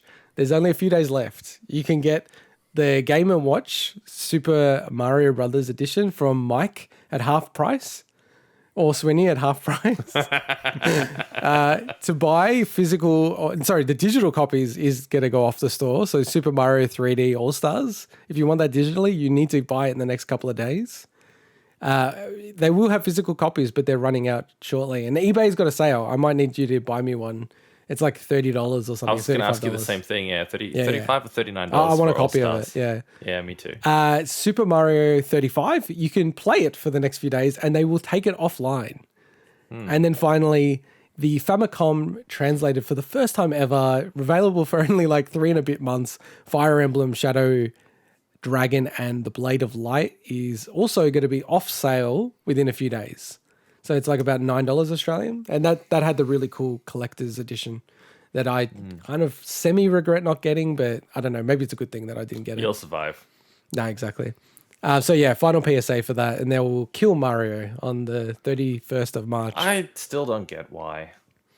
Yeah, but I mean, a lot of people have bought 3D All-Stars that may have waited. Yeah, but I just don't get it. Why kill those games off? It's because Nintendo is Disney. Yeah, they're using the old Disney model of the Disney Vault. They really are. So Disney doesn't do that anymore. They have Disney Plus now, so they want more content on there. But yeah, Nintendo is very much doing the Nintendo Vault. And it works. People buy it. They've sold 8 or 10 million copies of Super Mario 3D All-Stars, which is incredible. Here you go. Maybe I won't get it out of principle. Oh, no. Can you get me a copy? We'll talk after the podcast. On PlayStation, just the digital highlights. So again, reminder that the 9 games that we spoke about last time, so Astro, Bot, VR, The Witness, etc., are now available for free. So you can get them through the app or on the PlayStation itself. They have a little section for it. Sherlock Holmes, The Devil's Daughter is $2.50. Virginia is $3. And Hatoful Boyfriend is $3, which is the thumbnail of this video. And then I'll throw it to you, Swinny, for Xbox as the Xbox shill. Yeah, so they Microsoft had an ID at Xbox event where they announced that 20 new indie games were launching a Game Pass. Cool. So in the show description of the clip on YouTube, we'll have the link to the full list. Just a few that I'll call out that looked pretty cool. Unfortunately, they're all only on console, not on PC Game Pass at this stage. Is Backbone, Edge of Eternity, Little Witch in the Woods, which looks fantastic, and Stalker 2 confirmed for Game Pass. Stalker that may 2, have been sweet. previously confirmed to be launching on Game Pass anyway. I think it was done, yeah. So, cool. No, very cool. Yeah, we had a little slot for that on our show, but it just wasn't newsworthy enough, the ID at Xbox event. It was very long as well, Swinny. I don't know if you checked out any of it. No, I essentially just looked at what they covered and then just picked out some highlights. So. Fair enough.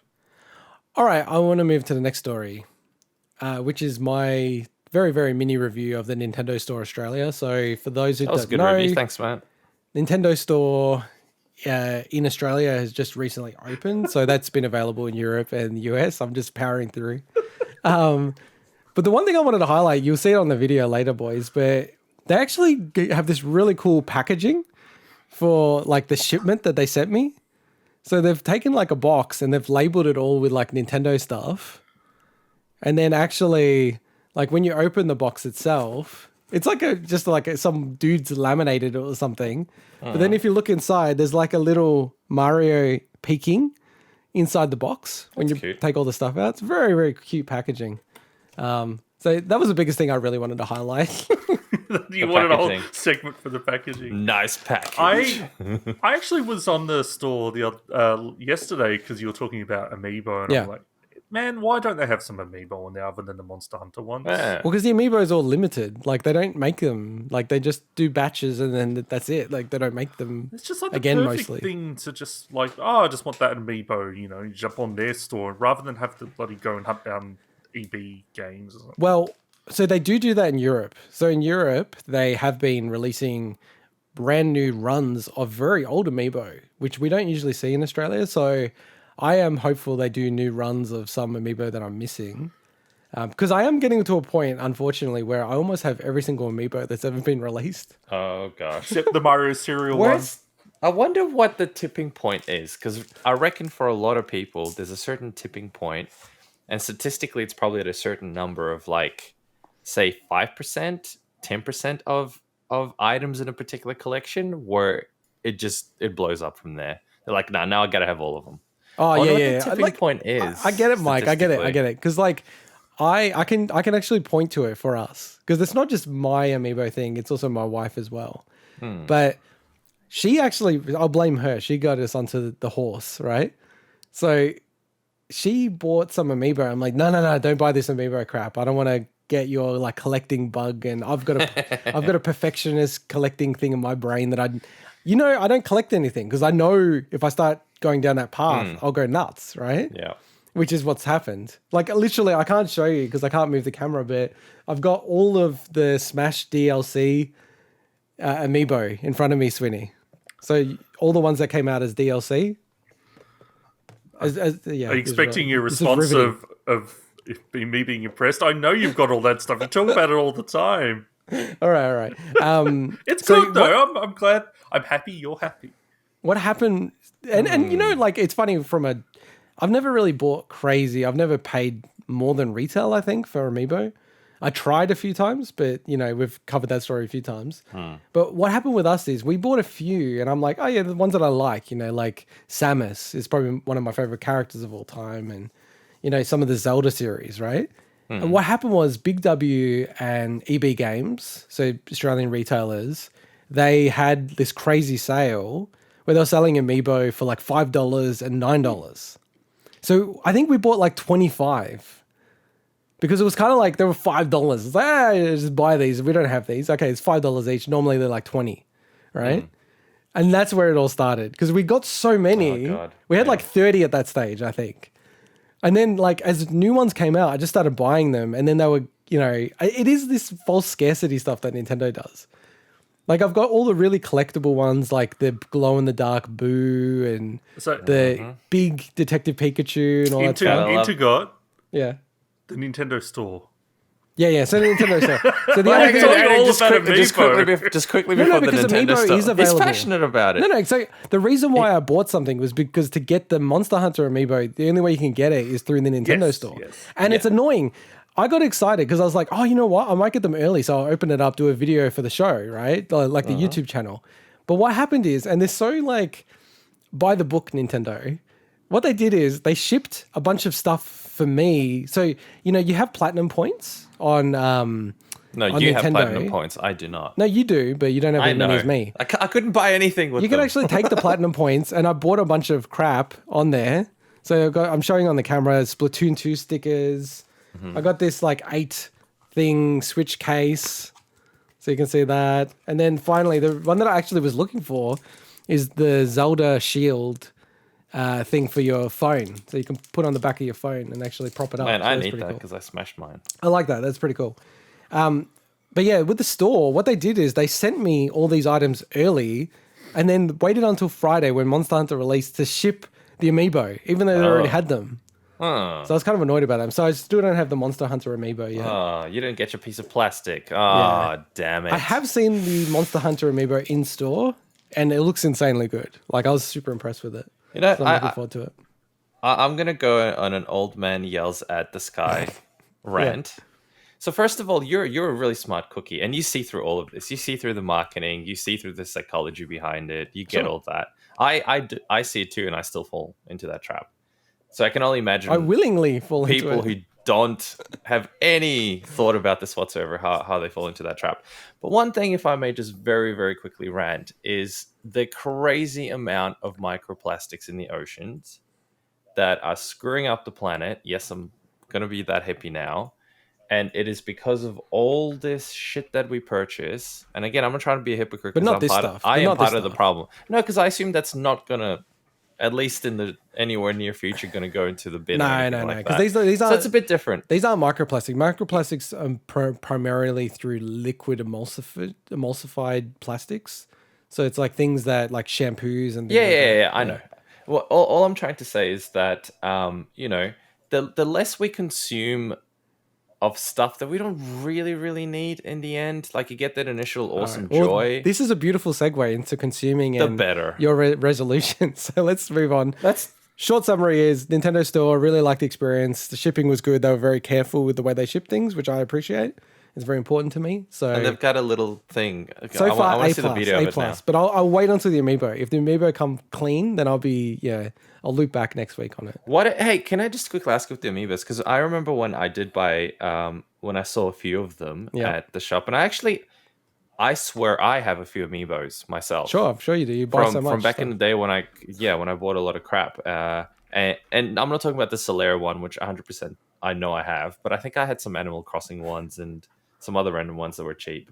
But I remember being at the store, and I'm the kind of pedantic person that I think is the opposite of Swinny, where I would compare two items, and literally it's the same identical product, so the same amiibo, but one of them the paint in like the top of the ear isn't quite like filled in correctly. Dude, I've got this is we do need to move on, but I've got a bunch of gold Shovel Knight because I had to order it from multiple places, and some of them are like don't look that good. So I was like, I gotta get rid of these ones that don't look as good. I wonder if that affects value, but it's funny because you don't know that. Because if for example, you collect one of those things because of the value they hold, sometimes misprints and sometimes screw ups That's true. that look the worst are actually the ones that are worth the most money. Not this one. So in it's this case, impossible to judge some of that stuff. All right, let's move on. So the next story.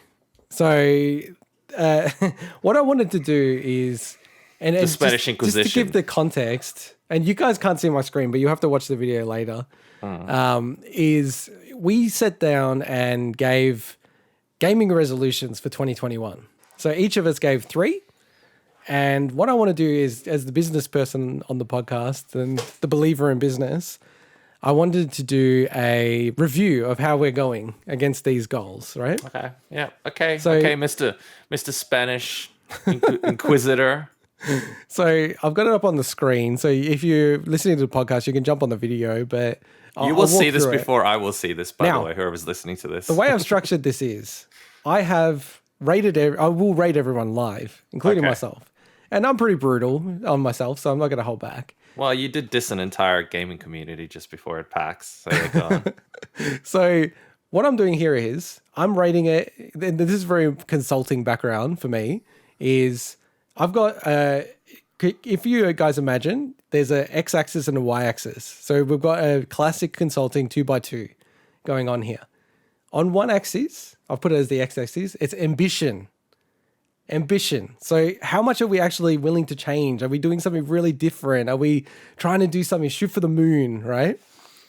And then on the other axis, so imagine the y-axis, we have achievement. How are we going? How are we executing against it? So they're the axes, right? Mm-hmm. Now, again, classic consulting, management consulting, I've classified each of the quadrants. So the bottom left quadrant, so low ambition and low achievement, I've classified as the Harvest Moon One World quadrant. Limited ambition and limited achievement.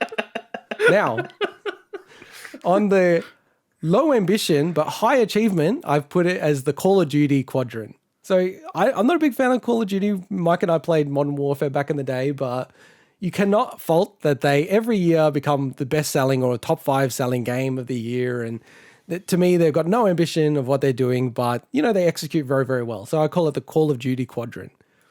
On the high ambition and high achievement, so that's the top right, which is the best category, I've put it as the Miyamoto quadrant.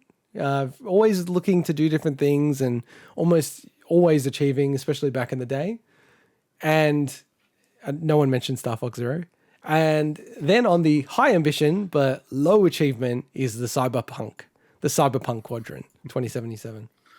So I think we understand all the quadrants now. Yeah, I have some issues with some of them, but that's okay. What issues do you have? Well, I think Cyberpunk it was high ambition, but I don't think it. Anyway, let's not get into that. I don't think you want to argue that Cyberpunk let's not argue about what that. it set out to achieve. Yeah, okay. They said it was running well. Okay, fine. Now, I don't know. What do you want to do? Do you want to? I'll just pick on people randomly, or pick on yourself. Why don't you? Okay. Do I do all of my 3 first, or do I just do a couple and then move around? Let's go in order. Let's go. One for Swinny, one for me. Yeah, I'll mix it up. Yeah, mix it up like that. So I did allude to the picking on people who go to PAX of being low physical strength. So I had a goal, so daily ring fit. So every single day to do ring fit, right? Now, I actually was doing this pretty much consistently. Like I missed a day here or there when I wasn't feeling well. But I don't know, I haven't told you guys, but recently my back has been like absolutely playing up like crazy. So I've not been able to play Ring Fit at all. I had a similar problem. So I'd say from an ambitious point of view, it's kind of like, it's probably about mid-tier. It's not like a huge revolutionary change or anything like that. So I'll probably put it in the middle. Wait, are you judging the goal in general or your how you're tracking against the goal? Well, it's a 2x2. So is the nature of my goal actually like putting myself into a different spot? Am I actually trying to do something different than I normally do? think that was ambitious. I mean, it's up to you to rate the goal, but I personally think that was ambitious. And the achievement is how you're tracking against it. Correct. Okay. So I feel like you were very ambitious, but you're not tracking very well for whatever reason. I'll put myself in the Cyberpunk quadrant.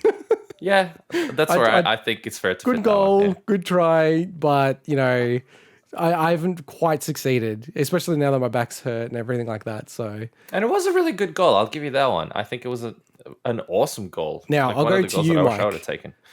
Buy less games.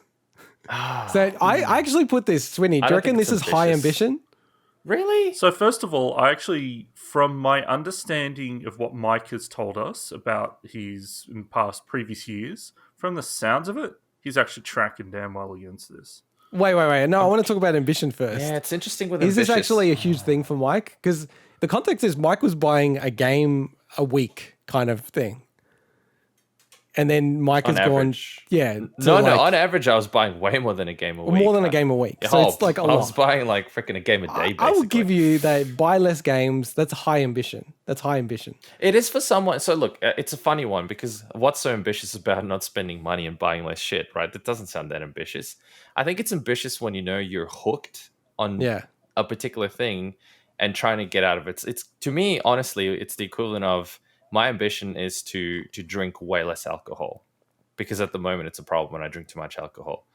It's ambitious to do that, I think. Yeah. So now, is it ambitious in this? I don't know. Yeah, cool. If you guys agree to it, I just don't want to sound like Swinny believes that you've been doing very well in this goal. I believe you have not been doing that well. I haven't. Okay, tell me. Well, you've been buying a lot of games, and the problem. But like what? The problem with this goal is you were never very clear on, how many less games or what targets or whatever. So it's very subjective. I will grant you this, Mike. I've put you on the line, below the line of achievement, right? Nice. Okay. I will say you're like, once Cyberpunk re-releases on the PlayStation 5 and they've patched it and it's like a 1.4 patch, that's what you're at. Okay. It's like, you're still in the Cyberpunk quadrant. Well, very ambitious, but you haven't quite, got there. No, yet. but I'm trying You're still buying a lot of games. It's an interesting one because All right, we're going to move on because there's no, hang on. But I haven't actually been buying... you. Let's move on. No, wait. I've been buying less games. I have absolutely been buying less games. But the thing is also, the games that I have been buying haven't just been willy-nilly games just because they were cheap, which is part of the... actually, that's part of the other one. I've been buying less less games in total. Absolutely, I think I have objectively, but also the games that I bought for reasons that were, for the podcast, for example. So I bought LA Noire because I wanted, we had to talk Sure. about it. I bought Portal because we had to talk about it. I bought But you bought a lot of other games DK. outside of that. You bought Not Tekken, really. didn't you? What did I buy? Tekken 6, wasn't it? No, I didn't buy Soul Tekken Calibur 6. 6. No, I bought that just to flip it. Anyway, Does come that on, count? we're running Probably long. We're not. running It's long. like We're I might running as well long. have just bought like a Ferrari to flip it. You know All what right, I mean? I want to flip back to us just quickly. So myself and you, Mike. So I've got Dirty Dozen. So the Dirty Dozen is 12 games that are classic games I have not played through and finished. From an ambition point of view, given the amount of time that I have and everything like that, I'll probably put it mid-tier, like right on the line of low and high ambition. In terms of achievement, I've put myself off the chart below. Well, shoot, like it actually wrecked it when I tried to do that. I've put myself below the chart. Whereas like you haven't even touched any You of can't them? even see my face now. You can only see my eyes. I failed this so hard. So I've gone very badly at this goal. I've only played a bit of Castlevania and then that's it. So Wow. I will have to Congrats. really make up for this in the back end of the year. Now, you playing less games, ambition, I'd probably say like mid-tier or like slightly ambitious. Swinny, what do you reckon? Play less games for Mike. Oh, it sounds like he's doing well on that. Yeah, I'll put him in Miyamoto. I've put Given you. I've only played one game this week for like You're- 5 hours. Your laziness has that. proved well in not. this category. I'm not being lazy. I've got it under control. You And I are the also have first entrant to a the lot of shit in Miyamoto my life tier. right you're, now. you're the first entrant to the Miyamoto Yes! quadrant. Now, this is where friendships get ruined. So, Swinny, Yeah. why I've left you last is because I almost could do all of your goals in the same category. No, you couldn't. Yes, I can. No, you couldn't. So- Well, first of all, I just want to say that ambition was never criteria for because basically these resolutions are the goals that we want to achieve in the year. Now, it doesn't mean that there was never they're very personal goals of like, okay, what do I want to do this year? It doesn't have to be outside of your wheelhouse. It could just be something you want to work towards. Now, I'll take your argument and I'll refute it. By, to me, definition of what goals are and resolutions by their very nature are about change. Nah. Like people Not- don't not- make new. not No, gaming I'll let you resolutions. finish. Let me finish. By their nature, when you talk to people about it, it's people who go, I want to quit smoking. I want to stop drinking. I want to lose, 10 kilos. It's not the things that they're doing typically. It's kind of no point to a resolution, New Year's resolution, unless there's change, unless there's things that are outside of your wheelhouse. Like what Swinny's about going to go play milestones? PlayStation games, or, Swinny's going to stop caring about achievements. No, they're missed, resolutions. You missed your chance to talk about this. The time to talk about this was when we actually talked about the resolutions themselves. No, I was setting you up for the long play. I was long playing you here. Because So, we're past I've that put- point. We're past that point. I've put Swinny into the Call of Duty category for everything. Oh, what? Yeah, no, I'm cool with that because that honestly, I don't even subscribe to your business bullshit anyway. Yeah. These are my gaming goals for So- 2021. So I have put Swinny into Call of Duty. He is extremely achieving. Well, he is on track to finish his resolutions probably halfway through the year. So can I talk about, because that's what I want to talk about. I don't care about the ambition crap. I want to talk about how we're all tracking. All right, go. Well, which one do we want to talk about? All of them? Yeah. I've got you all there, and then I'll go Okay. to Mike All and right, I cool. to close it out. So I've got some figures here. So first of all, the first of mine in your list is complete 100% of achievements in the entire Assassin's Creed series. I will have achieved that within the next 2 days. Holy moly. That's impressive. I would have completed it ahead of this podcast, but unfortunately, I was moving to a new place this week, so it was very hard. Ah, have- excuses. And you almost did it. Excuses. Always making excuses. This comes back to why I didn't want to talk about the games I've been playing this week, because I completed Assassin's Creed Rogue, which means Oh. I have completed 3 of the 4 Assassin's Creed games that I needed to, and the last one, Assassin's Creed Pirates, I'm currently in the middle of. Damn, son. So I am on track to complete that by the end of the month, which is what I'd planned to do. Now, my second one, complete all single-player Final Fantasy games. I hadn't planned to start this until September. I'd always planned that. because there was a reason. My plan for all three of mine was to. They're all gaming related, purely like playing games. They're not about creating a game or doing something, airy-fairy. They're literally sitting down playing games, so I need to pipeline and plan it. So those I've lined them up to start playing them in September. If I am really on track for my third one, then I might start it a bit earlier. But generally speaking, the third one is reach an achievement completion of 250 RPGs, which is an increase of 31 games. At the start of the year. At the start of the year. So I've completed 11 of the 31, and when you look at the time elapsed, so I'm 35% against that versus 25% time elapsed, assuming that, give and take, basically. Can I just pause you for a second, Swinny? You're like having a crack at me for all the corporate BS, and then you're like talking about, percentage completion in a very business way. No, because it's all about how you're tracking versus time elapsed. I know, that's business. Yeah. No, that's just a goal. It's got nothing to do with business. It's just a goal. And when you actually factor in, so this is kind of scary. This part, when I put this into numbers, kind of scared me a bit. So I calculated the amount of time I've spent so far towards this goal, towards all goals. I've already spent 478 hours towards these goals this year. 478. Which is the equivalent of 19 days. Which is 29% of my actual time has been towards these goals. Wait, of your waking time or of your... Of my time. Of time in general. What? Yeah, but not sleep time. Remember, you got to take out the 8 hours a day because you don't exist. No, but like when you factor that in, it's way higher. Yeah, that's what I mean. So it's like probably 50%. So one week is 168 hours, to put it in some context, Mike. So it's like but take 3 out weeks all straight. 3 weeks straight. Hang on. Take out the sleep. So don't worry about that. But no, you gotta do. What do you mean? Don't worry. He's not conscious during that time. No. But the other it's 168 minus 56. The other way to think about it's it, Mike, 112 only. The other way to think about it, Mike, as well, is that there's a full-time job is equivalent to about 2,000 hours, right?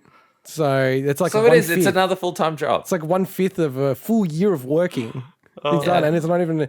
It's like a quarter through the year. It's pretty. So insane. he's got 2 full-time jobs basically. Honestly, a lot of that has been in the last month for Assassin's Creed and stuff. So I will probably slow things down a little bit once I'm done with this because I don't know, boy. You got 20 games left. You almost need new goals. Well, honestly, I think get some ambitious goals. I think I will. I think I'll be able to easily achieve these goals, which and this is not a slight against you guys. I think, when ambition, 100% agree, these are low because they're what I do anyway, Yeah. But yeah, it's when I put those hours together, I'm like, oh my God.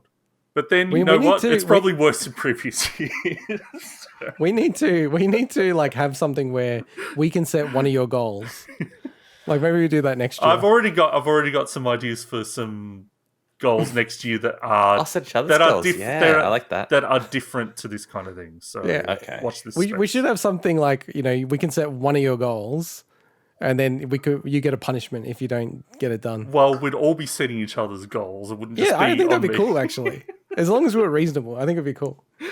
All right, so I've put you in the absolute highest achievement. I've only just done it so that I can actually see the name. Final Fantasy doesn't deserve that because I haven't started yet, but I hadn't planned to. So okay, I'll drop you down then.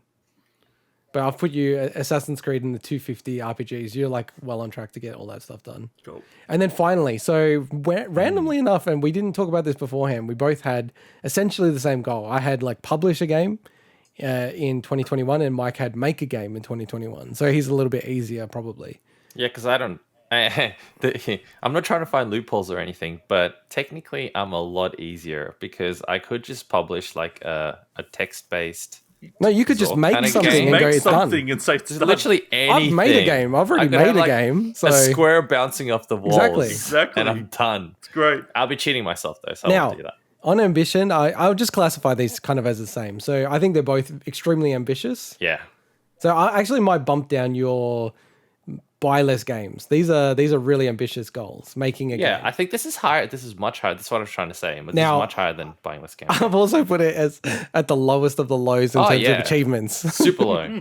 No, well, I feel like For me, yes. For you, I think I've done a little bit more than you. I think I've done a little bit more. A lot more than me. Now, Yeah. I will give you an update. I downloaded Game Maker. Does that count? The fact that we are like running out of time on this one, I've gone back on what I want to do, and I'm going to make a Game Boy game. That's my goal now. Oh my God. Because it's a lot easier to do. So, Is it now? And the fact that I'm getting the analog pocket and everything, I've decided I'm just going to go down that path and try to make something and get it on Steam by the end of the year. And then I can bump myself up to the Miyamoto category.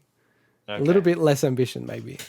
That's our little game. I've got a question, Integot. I've insulted many people on the podcast. I've got a question, Integot. When I look at all of these, you're the one most at risk of not achieving any of them. Oh, yeah. On the achievement, I've failed most. So I was just wondering, like, do you feel that... I know that, like, Ring Fit, that one's a tricky one anyway, but do you think that you'll get the Dirty Dozen done? Oh, probably not, to be perfectly frank. Probably not. But just one gamer. I mean, I've gone back through and I've played Donkey Kong that I never did, or Mario games now. I reckon you could do it. But I mean, when one of those games is Witcher 3. Yeah, but you have to complete those? I think, I didn't say, but so... But you don't have to do everything. Complete the Dirty Dozen, it says. You go through the story. That's not 100% completion. That's not 100%. Exactly. You just go through the story. Yeah, I think it's the probably story itself doesn't take that long. That's the longest. That's going to be 50, 60 hours, right? Yeah, maybe even less just for the story. And it doesn't include DLCs, so I think you could knock that one out. I think and play it on the Switch. I think the key thing is, like, I just can't play anything else. That's the kind of consequence of this. Well, you've chosen some good games to not play anything else. That's true. I've noticed that as well. There's all these games that were coming out, and I'm like, I don't have time, because I need to play the games that we're doing on the podcast. That was my whole point. That was my whole point at the start of the episode, is that there's just too many games and not enough life. There's way too. I totally agree with you. Yeah, like there's actual games I've been wanting to play, but I can't, because I'm like, no, I actually need to focus on the games I need to finish, if that makes sense, because I either need to review it or I need to. Speaking of games, given that we are running long, and we will talk about another game, which is Monster Hunter Rise. So I am the only one who has got this game, I believe. Is that right, Mike? So why did you say we will talk about it? Well, you will talk about it. Okay. I don't have it, no. Monster Hunter Rise released this week, and it is going to be an absolute smash hit. It is already amazingly, I don't even know how this is possible, sold out in Japan. You cannot get a physical copy of this game. And even some workplaces have actually offered employees the day off for the whole company, because so many people were taking sick days on the Friday. Wow. So just for clarity, I have never played a Monster Hunter game. Like I've dabbled a tiny little bit, but I never played Monster Hunter World. I do own it, but I've never played it. So I'm pretty new to the franchise, and I played a little bit of the demo, but I have to say, even though I'm only a couple of hours in, I already think this game is going to be like totally sink its hooks into me. It is like, there's something about it. It's just, I love the sort of the style of it.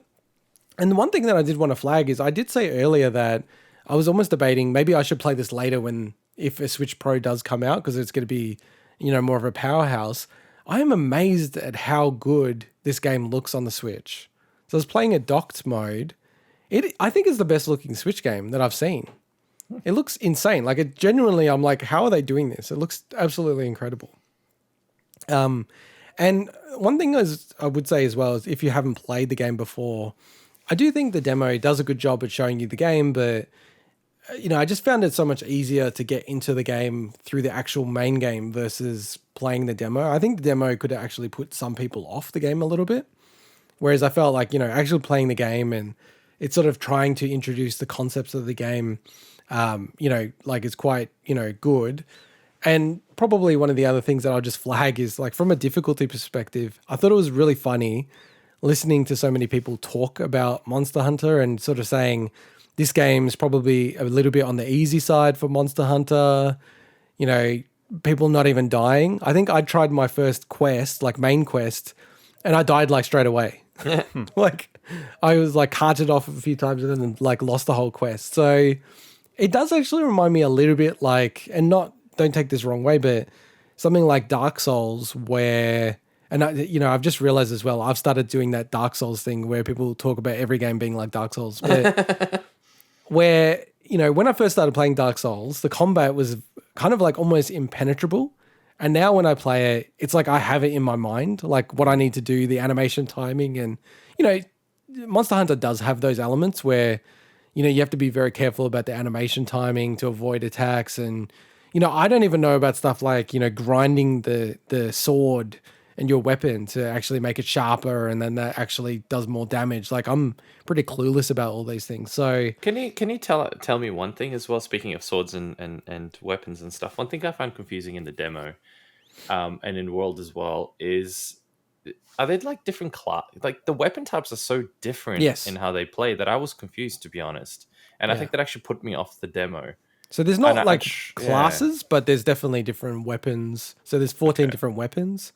And they do play extremely differently. Right? Yeah. So that actually was a bit overwhelming for me right off the bat. And I guess once you play the game and you get used to what's what, but it was so overwhelming because I actually restarted the game with multiple weapon types just to kind of get a feel for what I would prefer. Yeah. But it just felt like it was overwhelming. And that is like, if I had my first impressions review as a new player, my one word would be overwhelming. Like playing the game, it blew my mind the amount of systems it has, things you can do, like buddies. You got the palicos. Welcome to Monster Hunter, my friend. Yeah, it's like, and given that this is like, what is it, Swinny? Like the 8th generation of Monster Hunter games. Oh, God, I wouldn't know. Yeah, some ballpark like that, right? It feels like they keep building on the franchise and not taking things away. And I understand, like, people way more into the depths than I am, that World was probably the biggest, like, quality of life, biggest improvement, biggest change to the series, streamlining and stuff. And this, I think I've heard people say, it's a bit kind of like coming back a little bit, simplifying some things. But it just feels like it's had so many generations of add-ons that just playing it, I'm like, what the hell's going on? There's so much stuff that's going on, so many things to manage, like buffs, like all the way through the world itself, and just like how that affects your combat. And I didn't even know stuff like there's combos in the combat until I went into the training area, and I'm like, oh, okay. There's actually like, you have to hit these buttons in certain timing order as well. Yep. And the timing is really critical on how much damage you do. And then also you can take over other monsters. So have you tried the insect glaive yet? No. Because oh my God, like that is a one where that is not a beginner weapon. Let me just put it that way. Yeah, I've heard people say that as well. So I would just shout out to people that, don't get disheartened if you feel this game's really difficult or like it's hard to get your head around. I think it's the kind of game that it probably takes you like 20 hours to get your head around the combat and to start to become proficient. Because I must admit, like when I heard people talk about it, they're like, oh, this game's easy. And I don't think I'm great at games, but I'm not terrible. And playing it, I'm like, what the hell? Like I'm dying all the time in this game. And I think it's just because I'm just not doing the right combos. I'm not doing the right damage. Even for me, like just targeting the monster, I'm like, how the hell do I target it properly? Like it's something in the settings to change. Well, because by default, like historically, that's not the style of Monster Hunter. But as you've mentioned before, integot, they've kind of started to include some of those elements. It's not traditionally like a lock-on game. Yeah, so you can target a monster, Mike, but the lock-on, and it was introduced in like Ocarina of Time, the lock-on where you will basically do loops around the monster, like circles around the monster. That's not the default of like the setting. Because I was wondering, I'm like, wow, cool. I might give the demo a go again and try that. Yeah, you should. And it's like, I see the pros and cons to it. I kind of wonder, maybe I shouldn't play it like, maybe I should try to get my head around how they want to play it. But yeah, like this game, I get a feeling like I'll get really into this game. Because it does feel like the combat is way better than I knew the combat was. Like it's quite sophisticated. That's all the game. That like not all the game, but that's the game. The combat is the core of the game. Yeah, and it's got that element that I like, which is like that. Like this kind of game is the grind that I like, where it's go out there, adventure a little bit, kill some monsters, grab some parts, upgrade your weapons, upgrade your armor, and then that will then give you the advantage over other monsters and man, the game has got so much to it. Like, I'm not even doing it half justice. Like, there's, crafting in the game as well.